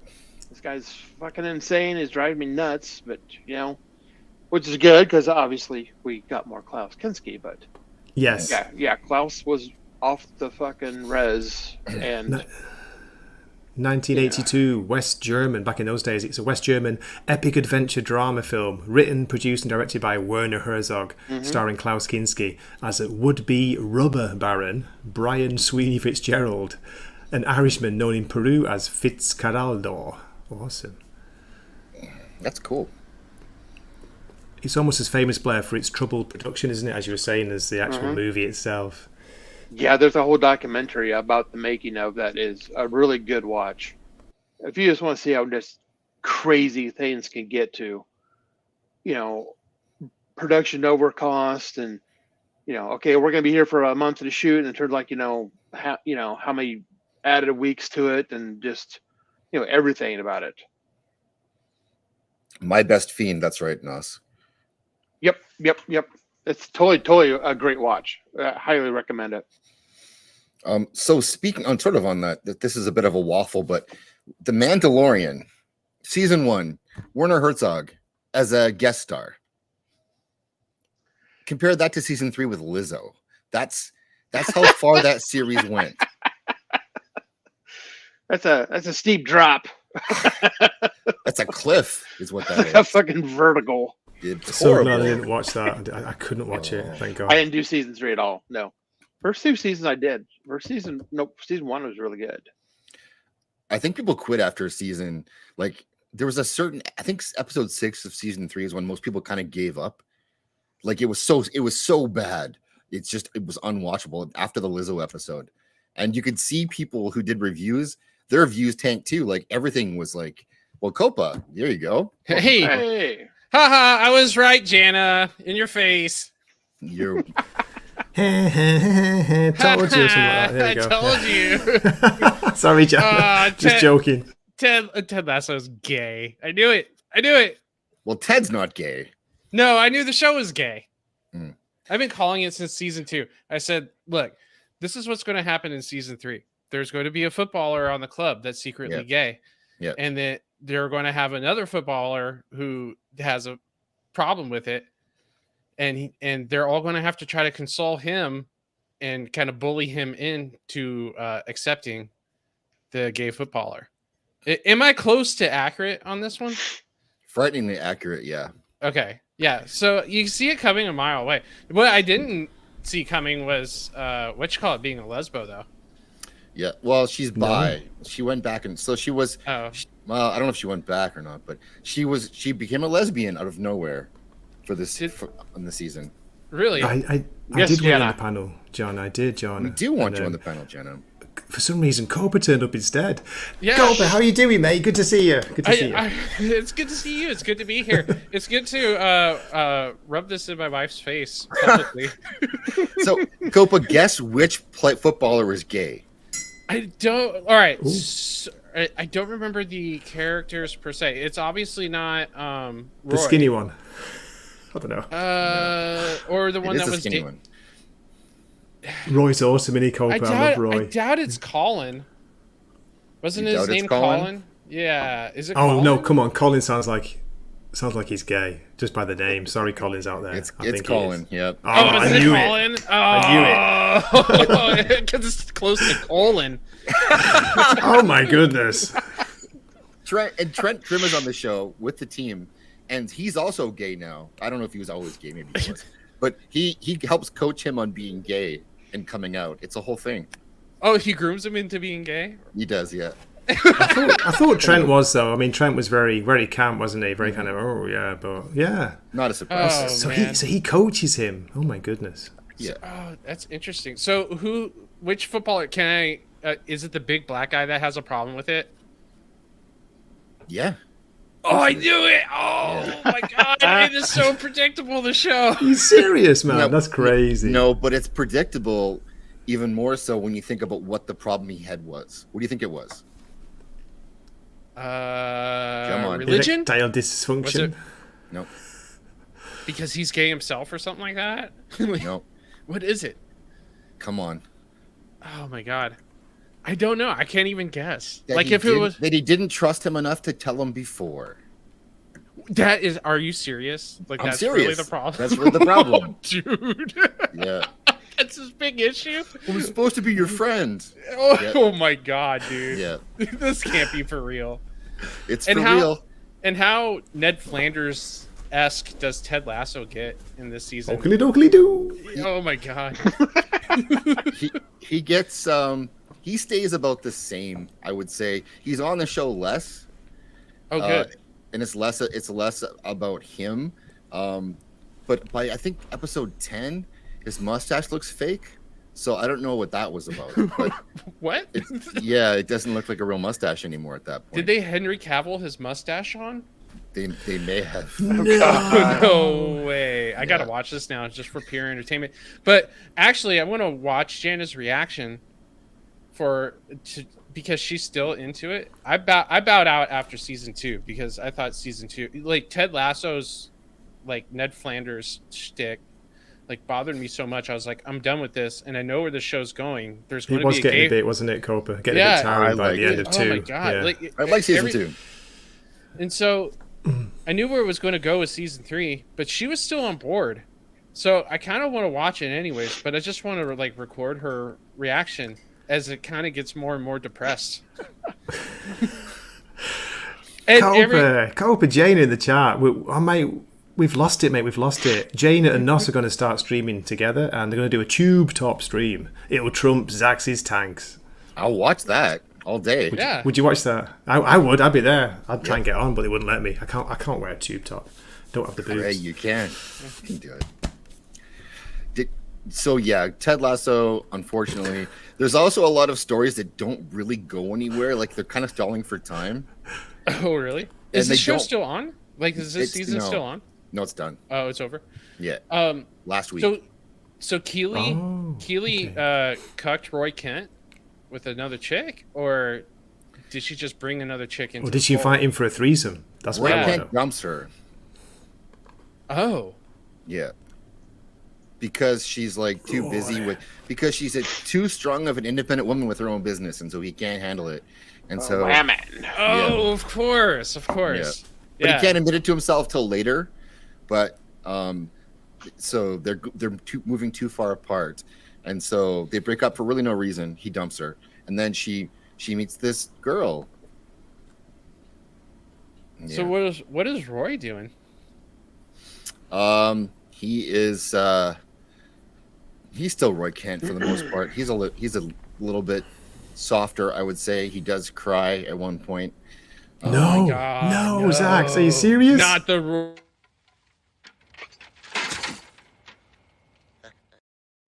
Yes. That was me Sorry. outside of Jana's window when I first met her. Is that true, Jana? I totally Animal Housed her. Attaboy. Yeah. She's too girl No joke. boss. No joke. We had for our senior day, we totally Animal Housed our last rally when I was in high school.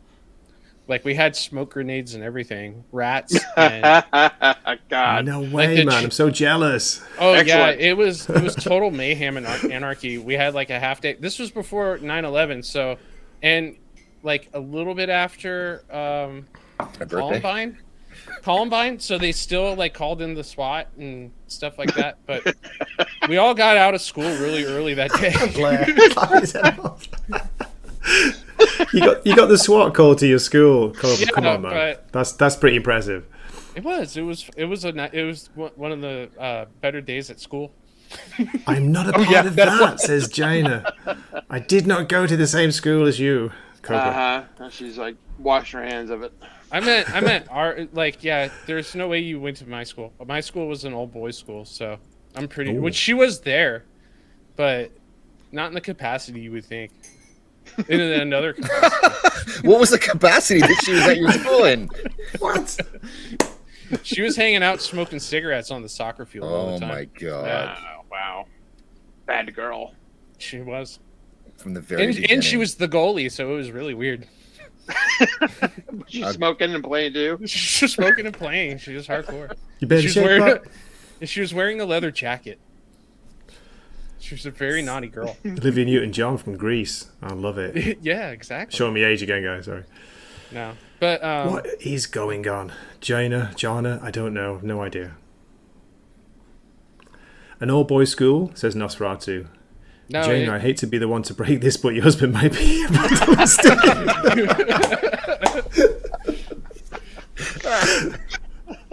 I got out of that habit once I graduated, Nas. So, He's in California. We know that. yes, So that's already one strike.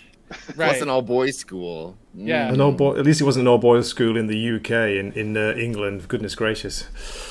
Which I didn't go to, by the way. I was lucky. I didn't go to an all-boys school. You went to an all-girl school? Yeah. How do you know? Yeah. Did That's the why I little look so switcheroo. beautiful. I used to be a tranny. Oh, you can't say that anymore, can you? No. Maybe you can. I'm not sure. I don't care. It's ridiculous, isn't it? What you can and can't say anymore. It's just a word. This is sus, says Nosferatu. It's true. It's become very Jana, sus. that's half true. It was a dry hump. It wasn't like a full hump, okay? I don't know. Like, she says that we humped each other, and that's not true for the most part. It was all fun. It's only gay if you finish second. Right. I've got flashbacks, Copa. You're making me laugh because last week's stream, we could see which ended up talking about prostitution laws in Japan, and I learned all about the old dry thigh hump and the cleavage hump. Wait, which, what is a dry thigh hump?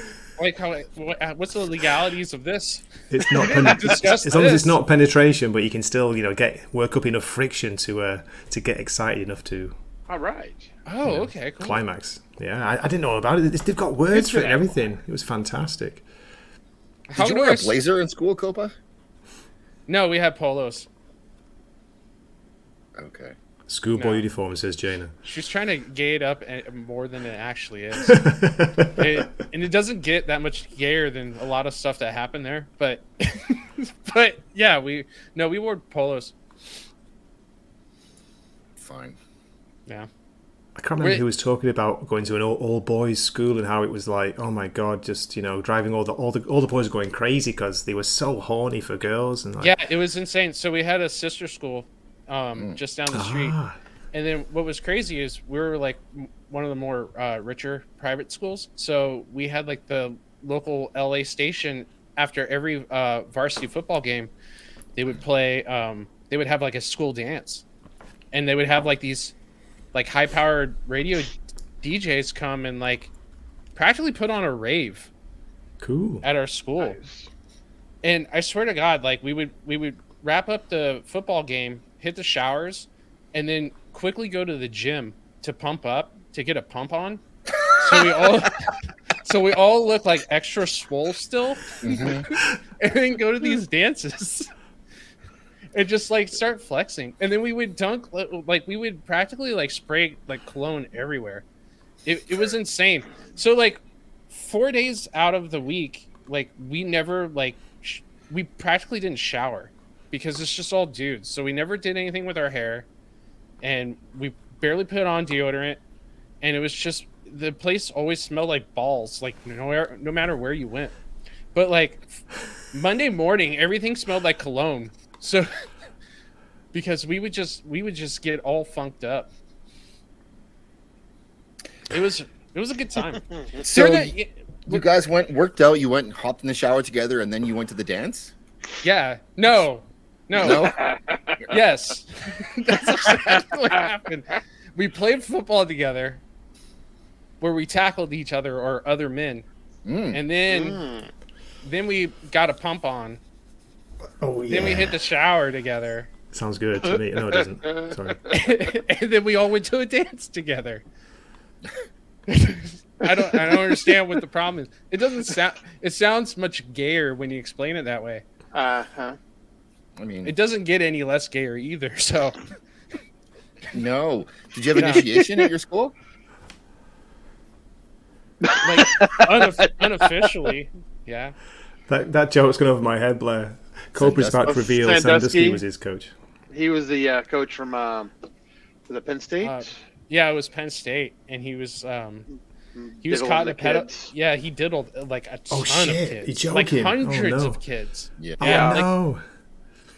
it was really bad. It was almost as bad as like the USA gymnastics scandal as well. Yeah. It was like well into the triple digits. He's in prison for life for it. I can't remember like how he got caught too. I think, but even like I think finally somebody came forward. I think it was Nosferatu came forward and he got caught. so. Numerous people came forward, I guess, and like Joe Paterno did or did not know. He claimed he didn't know, Yeah. but That's bullshit though. But he was told multiple times. Like people said Yeah. they told him, so he just didn't hear them. he knew. Yeah, Paterno knew. He had to have known because he was diddling them in the school locker. Yeah. Yeah. Get rid of him.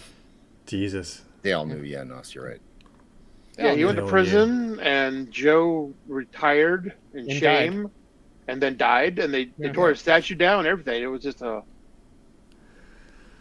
mess. Yeah. I'm not comfortable Don't know though, what to Copa, with say. when you said digits and relating to the women's gymnastics team. That's Oh, you caught that little sly. I did. It's triggering. Well, Very triggering. I'm sorry. Triple digits. You said in fact. I did. 3 fingers is what you were I saying. did. I did. I even held them up, but it's a good thing I'm off camera. But yeah. One of the things that was at least good about that was that guy looked terrified the entire time, and thank fucking God he deserves to be terrified. Oh yeah.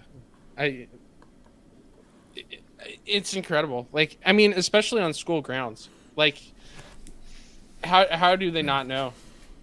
Like the entire administration had to have had some kind of idea.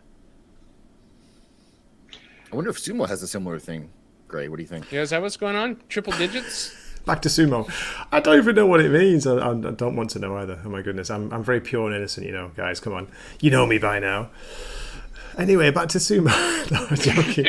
Jesus, that went dark fast. But yeah, I had no idea about that. But all joking aside, I'm sure a lot more people know about it than they ever admit, unfortunately. And it's not just, limited to sports, football, it's all over the place. But anyway, that's a topic for a Rumble, isn't it, Zaxx, I think, or another stream. Yeah. Jesus. YouTube will be like that. Warnings, alarms going off on YouTube. Did somebody say the P word? Did somebody say ep? No, anyway. Gray, is there anything more than man boob and cleavage in sumo that makes me want to watch it? Compelling characters, good story, some good action scenes. Okay, so there's no more boobs in it. No. All right. It's a great look into Japan, even if it is centered on the tradition of sumo, it's still, you see a lot of people just out and about in Japan, Japanese life. But I do recommend Midnight Diner, by the way, Copa. I have talked about this a lot before. It's a slice of life kind of bar set, Japanese 30-minute drama. Really good. I think that was like the first stream I've ever caught you on, was you talking about Midnight Diner. Oh, really? God, I think it's like so. ages ago. Yeah. No Is way. that on Netflix too? Yes, it is.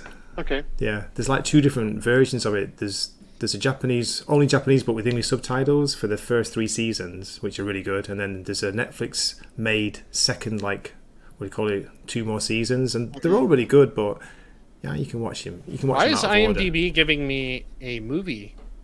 I think they made 2 movies as well. Yeah, it was so popular. It was going from like 2009 till 2018, I think. Okay. Off and on, not every year, but yeah, it was on Japanese public TV originally, like on at midnight, and Netflix bought it and produced 2 more seasons, like they do, and they didn't ruin it. Surprisingly, they didn't spoil it, Zaxx. That's something special. It is. See, and that's what's going to happen with this writer's strike. Like, these writers don't understand that, like, places like Netflix, they're just going to go international and buy all of these properties and say, okay, well, you could stay out because we have more Squid Games and Midnight Diners to pump out. Yeah, true. Blair, you were talking about that before, weren't you? Saying like there's not just one. There's a lot of good-looking Korean drama, Japanese, also European on Netflix. Yeah, no problem. Yeah, there's no problem with the international stuff, and it's quite frankly a lot better than what we got coming out of here. It really is. Better storytelling. No joke. Yep. And I say this like a million times. The good stuff isn't being promoted at all. So like Zaxx is all about Silo, and I caught like the first half an hour of the first episode, and it's really good so far. You could tell that they know what they're doing storytelling wise, and it just bugs me because the first time I even heard that they were doing this show of a book series that I really like is from Zaxx. Like, I had no idea. No, like I didn't not know even about it. not even my industry buddies were talking about it. Like, no one's talking about it. I think I heard about it from Lofty, of all people. Because he hated it, and you're like, okay, this is going to be good. No, he thought it looked good. He was talking about upcoming stuff that looks good, and he said that looked good, and I didn't know what it was, and then I looked into it, and yeah, it is. I mean, it's still good. There was episode 7 was last night. Sorry to interrupt. Have you read the books, Copa? Yeah, it says it's. I read the first book, War. Oh, okay, a series of post-apocalyptic sci-fi books by American writer Hugh Howey. Is that right? Hugh Howey. They've made a TV series now. Nice one. I've heard the name, but I haven't watched any. I will check that out. Cheers. Yeah. Cheers, Zaxx.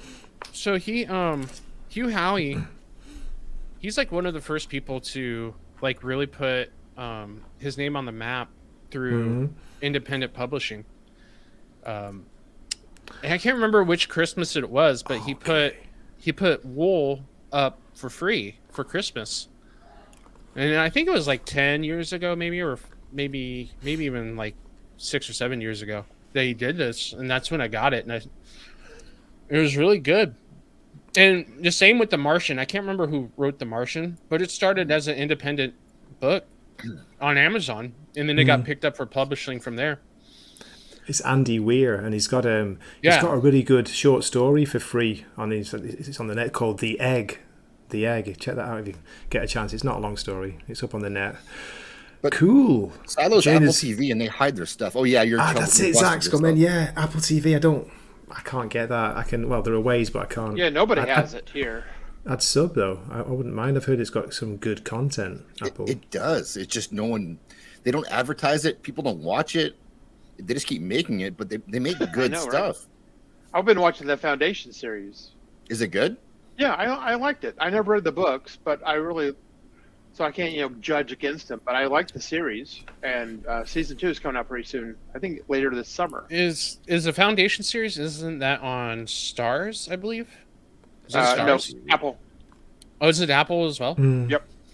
I heard it was on Apple, and I heard mixed things, Blair. I've only read the first book, and I'm not like a slave to the books. Copa's going to get disciplined, yeah. Well, you watched it without Jana, so now she knows. Yeah, I'm looking forward to it, honey. You watched it without me. Come on. Tell you guys, in Japan, we can only get, this is crazy, it's annoying, of course you get Netflix, there's a Japanese version of Hulu, and then Disney Plus, can you believe it? There's a Japanese site for that, but you can't get Apple, you can't get HBO, you can't get Paramount, can't get any of the decent sounding ones. It's so What about annoying. Amazon? There's Amazon Prime for sure, and that's not bad, it's pretty decent. Has anybody about seen VPN? the? Yeah. What about a VPN? Tried it. It just doesn't work. Really? When you try and put your payment details in, it's like, oh, Japanese credit card. Boom. Has Oh, anybody really? seen? Has anybody seen the Amazon show Peripheral? Yes. Any good? No. Okay. No. Don't do it, man. The Don't- first 2 episodes are fucking great. Great. It starts off so well. And then it's just off a fucking cliff, episode after episode, Zaxx. until it hits 4, and then it's like goes full on stupid. I was raving about it because the first episodes, like too. recommending to all my friends, like, you gotta watch this, and people started watching it, and it just went like this. It's like, yeah, boom, it's gone. No shit. Copa, you would know about this stuff, like production wise. Like you could tell that they probably produced the first 2 episodes as like it's almost like watching a 2-hour movie. It was Okay. the budget was there, everything was well done. Like I liked everything they did with the characters. It was great, and it was like engaging the entire time. I was into it, and then it fucking like it was like 3 was a dip, 4 was a little bit better, until the very end of episode 4, and then it's just like fucking car crash. They had you could tell they had. I don't know if they didn't care anymore, but everything was very like, you know, the Disney rules, like the intersectional rules about like how a guy can't save a girl no matter what, and it's like all these different situations, and it's like there's that algorithm that's applied to a script now, and it's Came like into it. who can do what where, Yeah. and Yeah. you're watching it, and it's just you're watching it be applied in real time, and to the point where like they have characters make big saves in the show who never come up again. Like you waste the moment on the save What? only because it's a girl. And so the girl has to save the other girl or the guy. So you have to this other person come and do it and then leave and never to be seen again. Not part of the story. It never comes back to anything. It's just that exact type of series.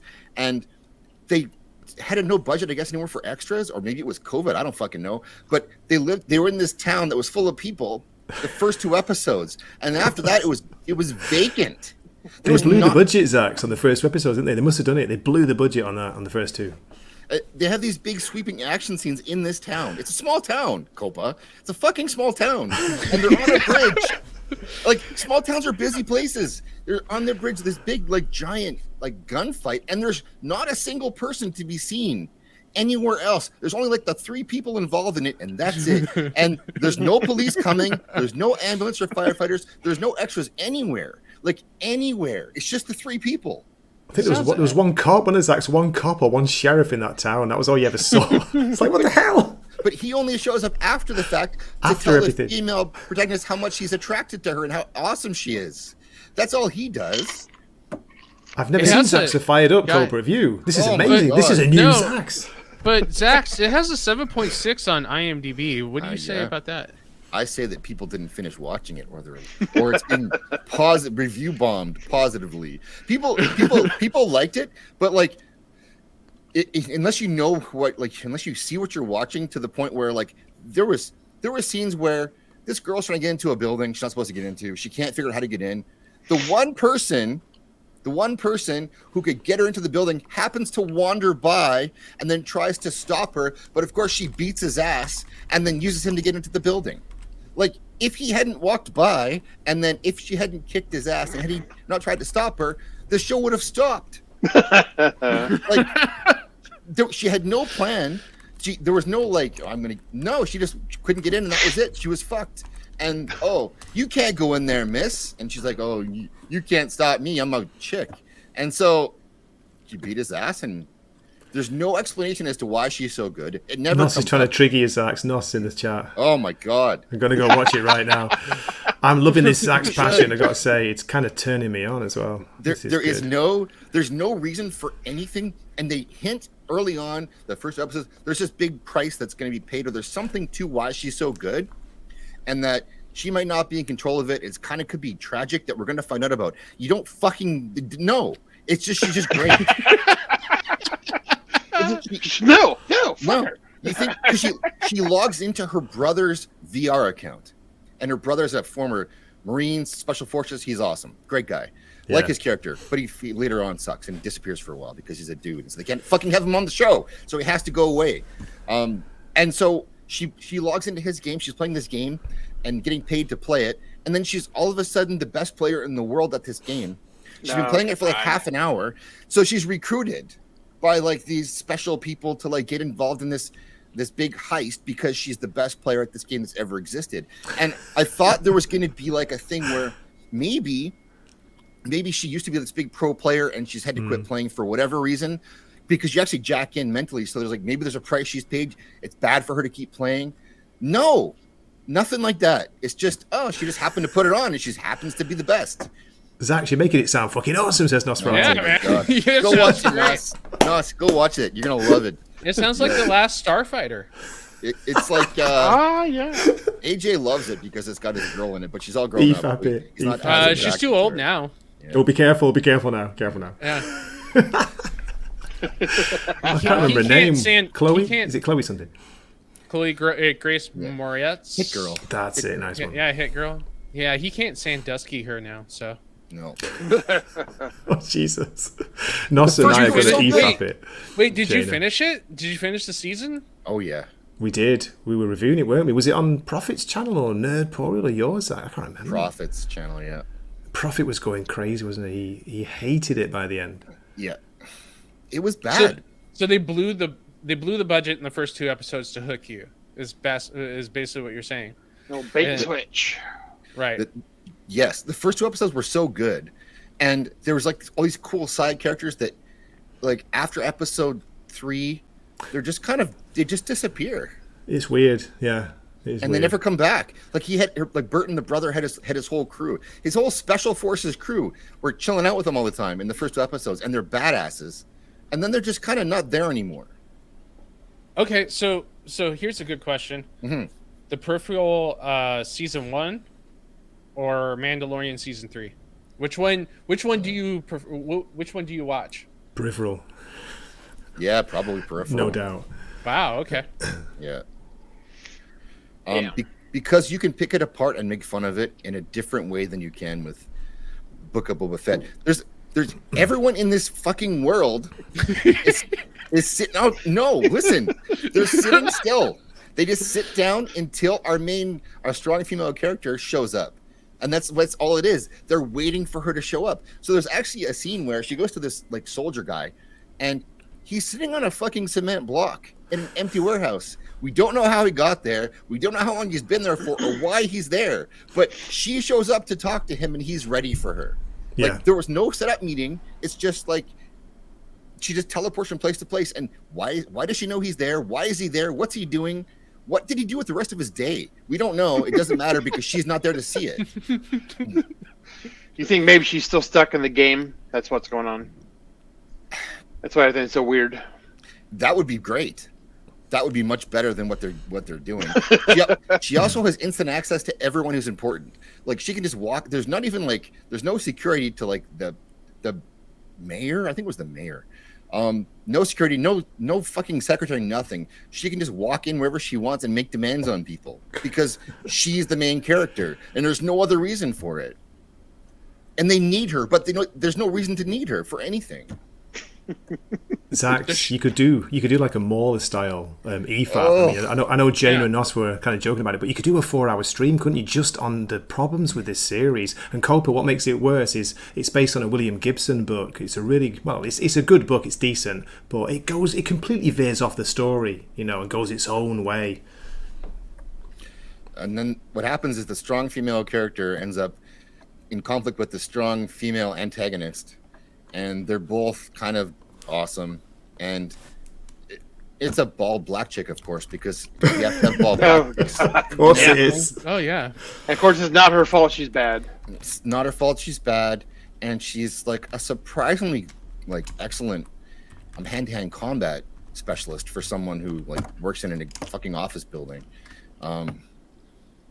Until they need her not to be, then she sucks. Yeah. It was all over the place, Zaxx, wasn't it? It was so inconsistent. It was such a shame. After the first 2 episodes, Copa, it's like 8.5, 9 out of 10. Oh, yeah. Really good. And then it just loses its way. And it's a shame because, it's based on a good story. It's a great concept. got a bit of kind of, it's got a great idea about time travel, which I won't spoil, isn't it, Zaxx? The way they do the time travel thing, it's like, oh, that's really interesting, really cool. There were some really cool ideas, Gray, and you liked it more than I did by the end. And I tried not to be too colored by Nerdporial, who really fucking hated it, but he never liked it at all. And so he was just shouting through most of the reviews. And so I tried to keep up with what happening on the show, but even still, they didn't even bother finishing effects. Like, this guy got shot with a shotgun twice. His shirt wasn't even torn. They didn't even fucking bother with it. He's fine.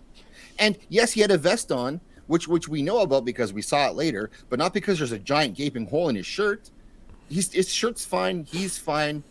You get shot with a 12 gauge at that range.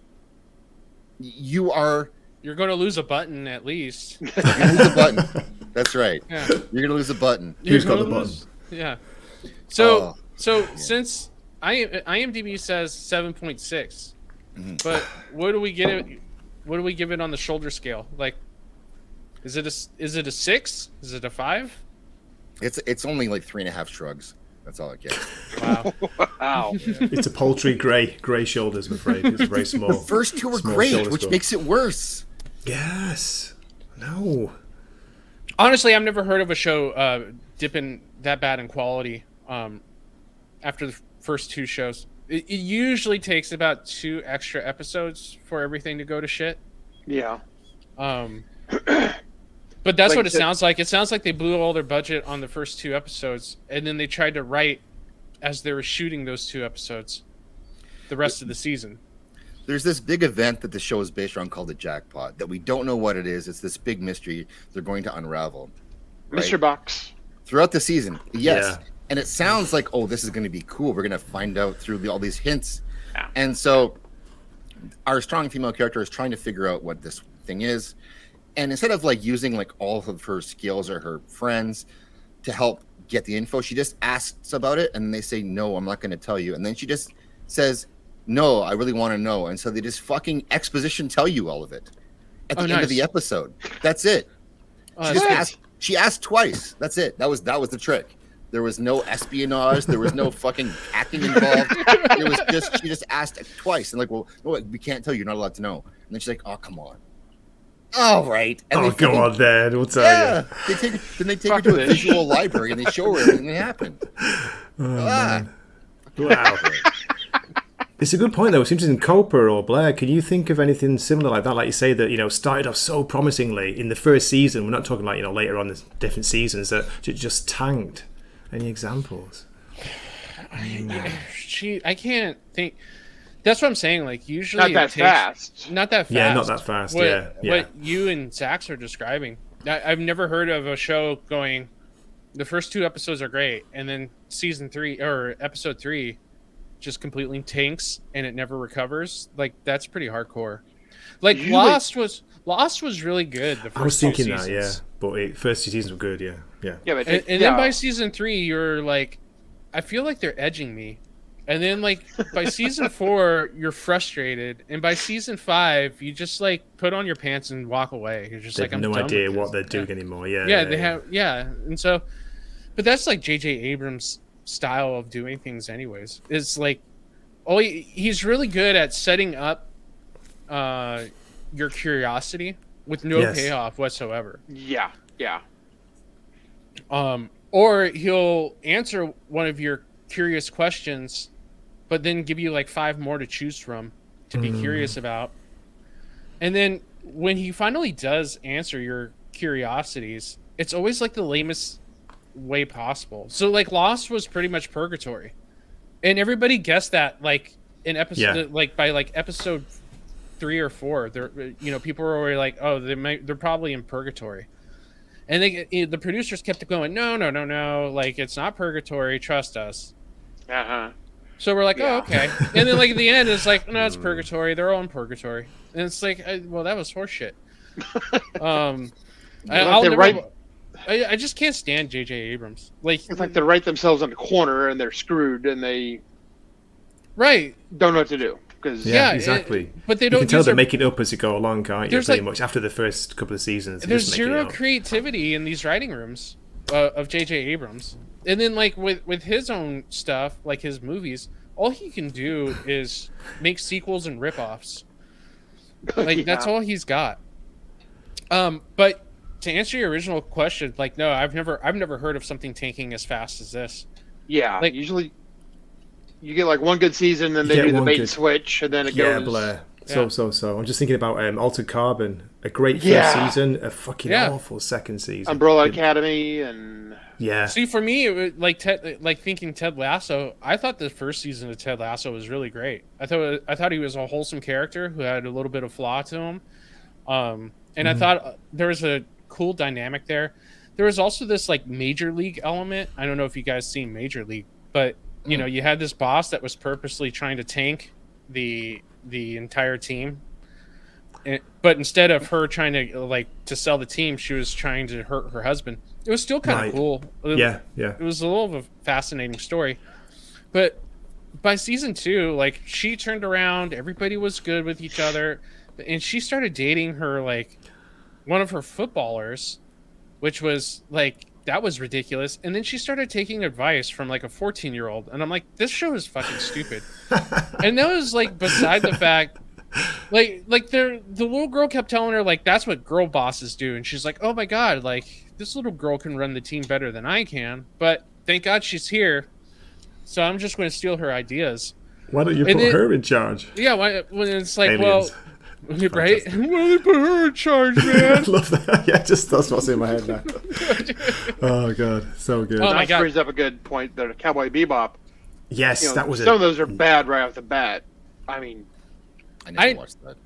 I watched like the first 5 minutes just to see how bad it was going to be, and oh my god, This is What the the- peripheral. that is disgusting. I know it's stunning and brave. That looked good. I mean, it looked like something, didn't it? Yeah. Hey Dempsey, how you doing, mate? Good to see you back. Did anyone mention Dragon Ball Evolution? No. No. Or the Last Airbender as well that Jana was talking about, the Oh, live action that's version crazy. So here's Who a did funny that? story. I was Shyamalan? Night Shyamalan did that live action? Shyamalan. yeah, he did. the Shyamalan- God. So I was directing a commercial at the time that this movie was like about to come out. So I was really busy. Jana, on the other hand, was like, she's like, oh, I'm going to watch the entire series first. So when we go to the premiere, I'm going to enjoy the movie. Nice, Jana. Nice idea. So yeah, so she's watching this entire series, and she's just her mind is just completely blown. And we go see the movie. I haven't seen the series yet, and I've never heard her scoff and yell at a movie screen before in my life, but she was seriously like just practically screaming next to me, and I'm like, look, I know it's bad, but can you like keep it down? So at the end of the movie, she was just like infuriated as we're walking out, and I'm like, honey, it's not that bad. Like, it's bad, don't get me wrong, but it's not that bad. And she's like, you don't understand. You need to sit down and watch the show. I mean, she's just foaming at the mouth.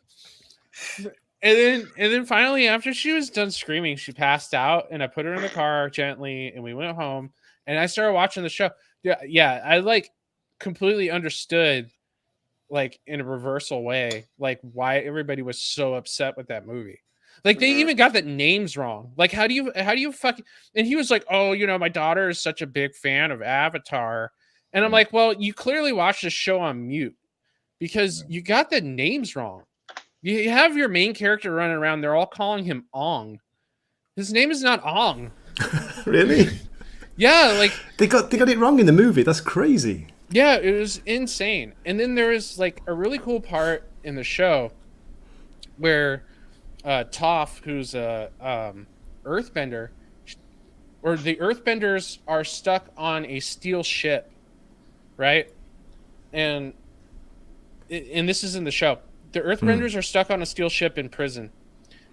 And then they finally figure out that, hey, this ship is a steam-powered ship. That means it's ran on coal.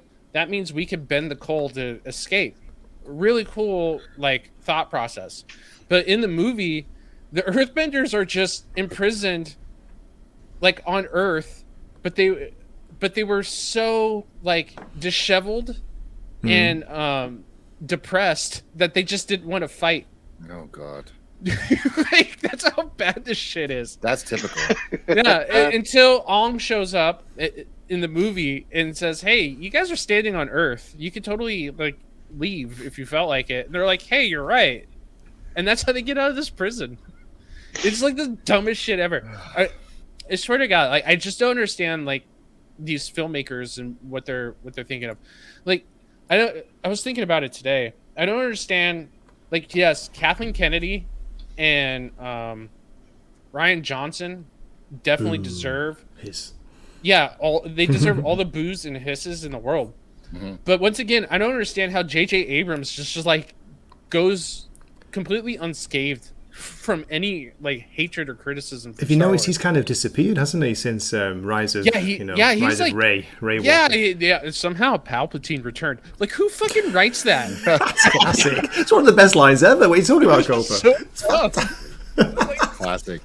Yeah, somehow Palpatine returned. Yeah, it's just like we can't explain. Like the writers are just like we can't explain it either. So just have the character not explain it. They might as well just written like, look, just accept it. Just deal with it. All right, Right. He's back. Shut up. He's back. Shut up. Guess what happened? He's back. Shut up. Would have been a better line in the movie. Oh God. And somehow he returned.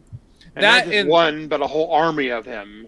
Yeah, and what's crazy about that movie too is that they have flying stormtroopers, and for as long as I can remember from the books, the canonized books, there's flying stormtroopers. There's flying stormtroopers at the games, and we have like people who are shocked in this movie. They're like, they fly now, and then in this dialogue too, they fly now. They fly now. They fly now. So jokey. Oh my Let's God. crack a joke. Let's make it really obvious we're trying to tell a joke as well.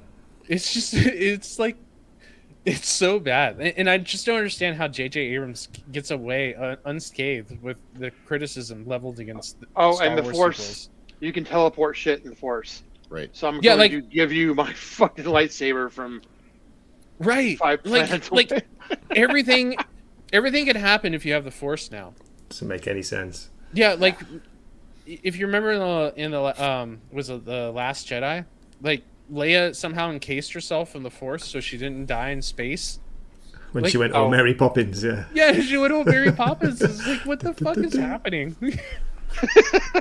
There's a really neat video that like proves that Ryan Johnson was trolling us the entire time with that movie. And I believe it. I totally believe it. Exactly, Dempsey. You're right, mate. If they had jetpacks, why were they on those tank-treaded vehicles to begin with? Yeah, exactly. Right, like what the fuck is going It's on? like, surprise! We got a jetpack, so fly over. Here we go. Right. Psych! They fly now? They fly It's now. so bloody bad. It's almost so bad. It's kind of funny in a way. Isn't it? Kind of good. I've never rewatched it though. I got to admit, I did go to the theater to see that as well. What a fool! And just like, what is going on? I was saw kind the of Kids. Yeah, all I saw three. the first two in theaters, and the first one I was like looking around while everybody was super excited with the first one. This is Zach. What are you doing in the chat, Zach? How you doing, man? But I remember looking around everybody in the movie theater when the first one came out, and I was like, it's just a remake of the first Star Wars, guys. Like, why are we blown away by this? Like, it didn't make sense to me. Instead of a Death Star, it was a Death Planet. Like, Yeah, I know. We got Which caught up in the fucking- moment, the enthusiasm, like excitement, didn't we? They totally fooled us, Copa. They fooled me yeah. because I was like, yeah, that was fun. I enjoyed that. And then when you start thinking about it, you're like, wait a minute. right, yeah, Hey! I've seen this before.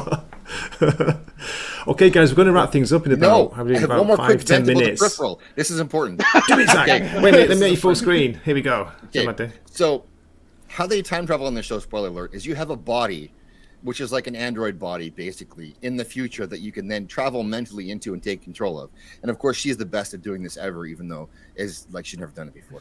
But that's fine. So, but one of the big issues with the show, the plot holes, is that what happens to her body when she's like back in her regular time, this Right. robot body. And so what they do with that is she comes to in her robot body in places like this one dude's bedroom, and and like it's just never addressed, and it's really So weird. dodgy. How did he get her there? Why? What was he doing with her in his room this entire She was in the time? box. But was it like a coffin inside someone's Yeah, room? in his bedroom.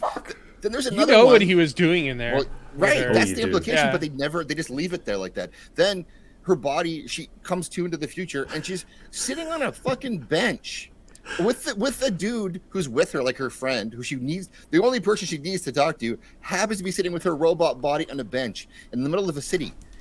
Like, was it? How long were they there for? Like, was he? Did he just wait at that bench with her? Why was he? What was she doing?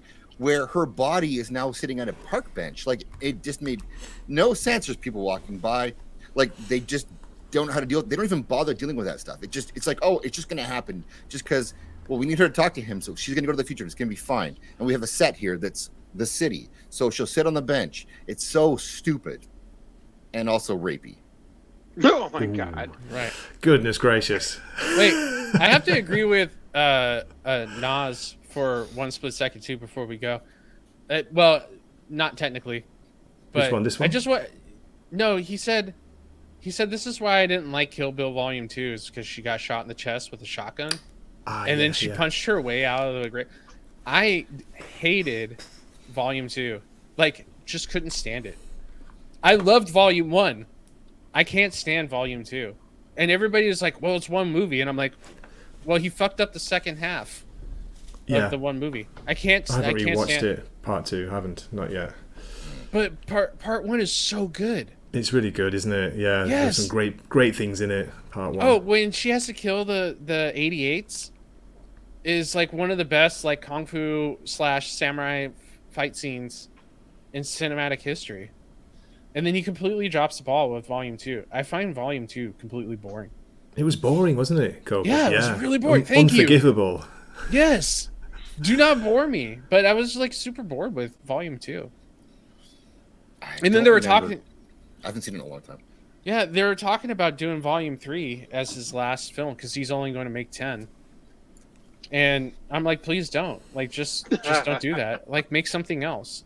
And I think he is actually making something else now. But Well, he's not going to do the Star Trek movie, so. yeah, and that was another thing too. I was like, dear God, they're going to have Quentin Tarantino team up with J.J. Abrams to make a rated R Star Trek movie. This is going to fucking suck. But everybody, God. but all the Tarantino fuckboys is just going to sit there and say this is the greatest Star Trek ever. Like I knew that was going to come, and luckily that hasn't happened, and it probably will never happen. Thank No, I God. think that's done. Is that So- you, Zaxx? Hi, Zack Snyder. With an Zack H. Snyder. Hi. Welcome. Zack Snyder, Good to see you. Just as we're Your closing best work things is down. behind you, Zach. I'm It sorry. is, yeah. Yeah. It's very true. So, Copa, Zaxx, and Blair, thank you so much for coming on. This has been really fun. I know it's late for you guys, so I thought we should wrap things up. Get up to 2 hours 30. It's a nice time. It's a good time to do it. So before we do we have anything coming up for Blair to Blair first? Where are you going to be, Blair? I'm going to be on Jacob's show next week. Next Tuesday, we're going to look at the Hitchcock film Notorious. Oh, Oh, Tuesday nice. with Jacob Ironside. Nice. Notorious is a great movie. Yes, it is. Cary Grant. Okay, that's awesome. Thanks for coming on, mate, and yeah, for listening to my sumo waffle earlier. Zaxx, how about you? I know you have your show, don't you, tomorrow? For me, it's always Sunday lunchtime, but it's Saturday night with Zaxx. Yeah, Circle of Jerks. We're going to be taking a look at the most cringe dating advice video that's ever been released on YouTube. And, Great. and- It's so and good.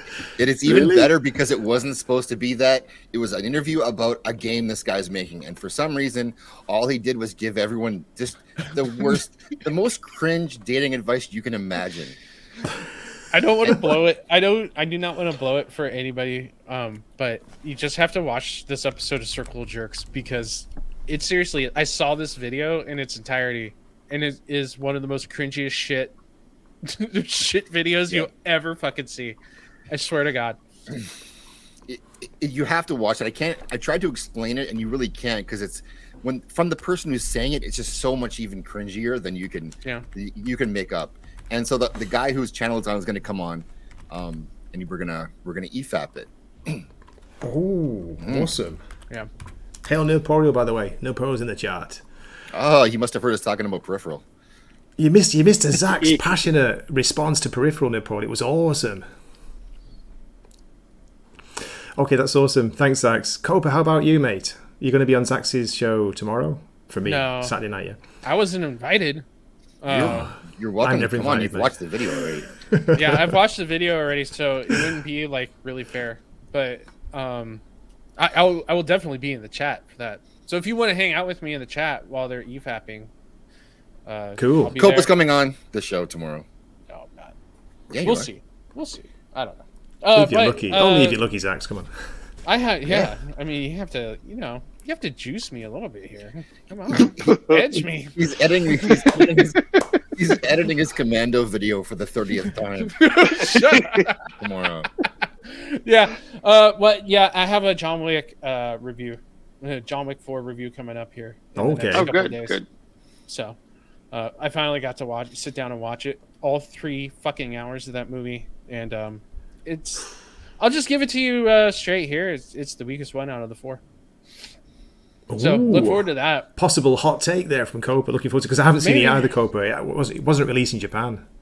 It's What? insane, For right? real? It's not even out yet. One of the locations is Japan. I think it's September or something. Let me check now. I liked it better than the second and third are a blur. So You liked it better than the. Than I like those some two? of the stuff they did. I like the Yeah. top down isometric stuff. I thought was really cool. I thought, yeah. So the bird's eye view oneers, where he's going from room to room, and you're watching overhead. That was fucking amazing. Yeah. I couldn't get enough of that. But there was other things where I was sitting there watching the action, and I'm like, okay, this has went on too long. Yeah, Like him falling down the stairs was Yeah, hilarious exactly. to me. Dude, I find dude, he fell down the stairs and I laughed my ass off because you could tell that they made sure he took a couple extra rolls, and I'm like, just stop yourself at this point. But I know, no, right? He took 3 extra tumbles and went down 222 stairs, lived Yeah. because he's wearing his bulletproof vest. Like John Wick has 0 fall damage. Like this dude is impervious to fall damage. But what was even funnier is that he gets up and then they kick him back down the stairs. So he has to fall down more. He has to fall down him again, and still lives. September for Japan, guys. Can you believe it? That is crazy. Crazy. So Right. late. Yeah. Has it John come Wick out yet? 4. No, it's not even out yet. Oh my not even in God. theaters. I saw it in the theater. I think opening weekend, and that stair scene, my entire theater groaned. Like, and even though people liked it because we were there, opening weekend, but it was like, okay, like fuck. I know, right? It was like the perfect like synopsis of the entire film. Like him falling down that many stairs. Yeah. I'm just like, there was plenty of scenes I was watching where I'm like, that could have been cut out completely of the movie, and you still had the same movie but a better one. Okay. So you really did feel the long running time, yeah? You really felt it. I felt it, especially in Okay. the beginning. I knew I was going to feel it because the first 4 scenes, I was like, 2 of these could have been cut out, and we would have still had the same movie. And then by scene 8, I was like, we could have cut 6.5 of these could have been cut, and we would still have the same movie. But yet we're doing this. It's kind of crazy. Like there's plenty of scenes with the villain where you didn't need that scene at all. Like he hires, every time he Right. hires an assassin, you have to watch him hire the assassin, and it's like the assassin could just show up and then call the villain and be like, hey, it costs $23 million for me to kill him, and he goes okay, and they have the same conversation. They didn't have to have that scene 3 times, but it was just crazy. But wasn't it how supposed to be bloated. 2 movies? Isn't that the issue, or part of the issue? It was written to be 2 movies, and they crammed it into one 4-hour movie. So it should have That's been 2. yeah. I mean, that's what it felt like. I don't know. yeah. I haven't read the trivia on it yet because I just finished it yesterday. But that's what it felt like. You could definitely feel right in the middle of the movie is where it should have ended, and then they should have did chapter 5. Yes, there's the whole Japan portion of it that could have been a movie. Ooh. Yeah. I don't want to spoil it, so I really want to see that. I want to see the Japan side of it. And speaking of Japan, you've seen Bullet Train, haven't you? That's worth a watch. Yeah. It's Yeah, good it's fun. really good. It's good fun. I- It's better than I I, was- thought. I was Copa. actually Much better. Yeah, I thought that was surprising to me because it's been a long time since we had one of those action films that has great snappy dialogue to go along with it. Like Yeah, the last that's one I true. remember is Snatch, really. Yeah, exactly. And that's what it really felt like. It was Snatch. I didn't like the ending. I thought that was like for a ridiculous action movie, that was just a little too stupid. For my Yeah, taste. it was a bit, wasn't it? But But- yeah, most of it was awesome. I thought really But surprising. yeah, because so people it's have been like- saying it was crap, saying it was overrated. But I thought it was like, no, I'm No really way. enjoying this. Like I thought it was really cool that they gave the bottle an entire like 3-act structure. Like it was so good. like it was just silly fun, and I thought it was good. I believe I rated it a 7 on IMDb. It was one of those Okay. silly action. Yeah, I thought that dialogue was, the dialogue is what stuck out to me the most in Bullet Train. I don't like Sandra Bullock's character. She should have been cut out of it. I'm tired of job mentors being in earpieces. And it seems like the movies do that more and more these days, where they have the job mentor. yeah, It it's a looks modern like problem. yeah. So I saw the preview to Fubar, Arnold Schwarzenegger's new show. Ugh. And okay, did you watch it? No, he just looks so old. I can't. Half Yeah, the it first looks- episode, and I stopped. I was like, it didn't pull me Yeah. in, Copa. So like throughout the preview though, like he has a Bluetooth in his ear, and he has like 3 job mentors talking to him. And I'm like, just like I don't need that much exposition in my action, guys. Like I really No. don't. And I don't need like the comic relief to happen every 5 minutes. Like in the preview of Fubar, like he does some like action stunt, like he punches some guy off a roof or whatever. I don't know. Yeah, And then like the job mentor winces as if they're like watching it from a satellite, like him punching someone off the roof. Oh, It's stuff like that where I'm just like, I'm so over this crap. So Sandra Bullock and her plastic looking face shouldn't have been in Bullet Train. Other than that, that was so Dude, she- noticeable, wasn't it? That was weird. dude, she Uncanny Valley stand kind of stuff. yeah. Botox. She Botox. she's been in the uncanny valley for a while. yep. We've got people in the chat saying you can't end the stream now because like a few people have just jumped in, and I really appreciate you jumping in. But we're gonna close things off. But before I do, let me play you that sumo clip one more time. This is not from the series, by the way. This is from the tournament in Japan in May. Just a random fight, but I thought it was a really exciting one. Here we go. Okay, thanks everyone for watching. Really appreciate it. Wait, Gray. Copa, when is your first live stream going to be? Oh, In a couple weeks. Fuck. You keep always say saying that. that, please, Zaxx. Keep saying that. Okay, so let me finish this John Wick 4 review. I had the intro already made, and then I'm going to practice hosting. It will be in a couple weeks. I guarantee it. I'm putting my foot down. It will be a couple weeks. What's that? What does Zaxx want me to say tomorrow? hell? It's tomorrow. No, so I'm laughing at Zaxx's comment. I can't even see it on the stream. It's not showing up. The pride stuff. Oh, you did it! You used those new stickers. How dare you, Zaxx? How dare you? I thought you put them there for me. No? No, they're not mine. They're YouTube. Oh, Come okay. on, man. What are you talking about? Okay, where are we? So, yeah, thanks for watching, and we'll hope to see you in a future video. Here's some ninjas to see us out with. Where is it? Where's my ninja clips? Oh my god, I can't find them now when I need them. A bit of a weird hand signal.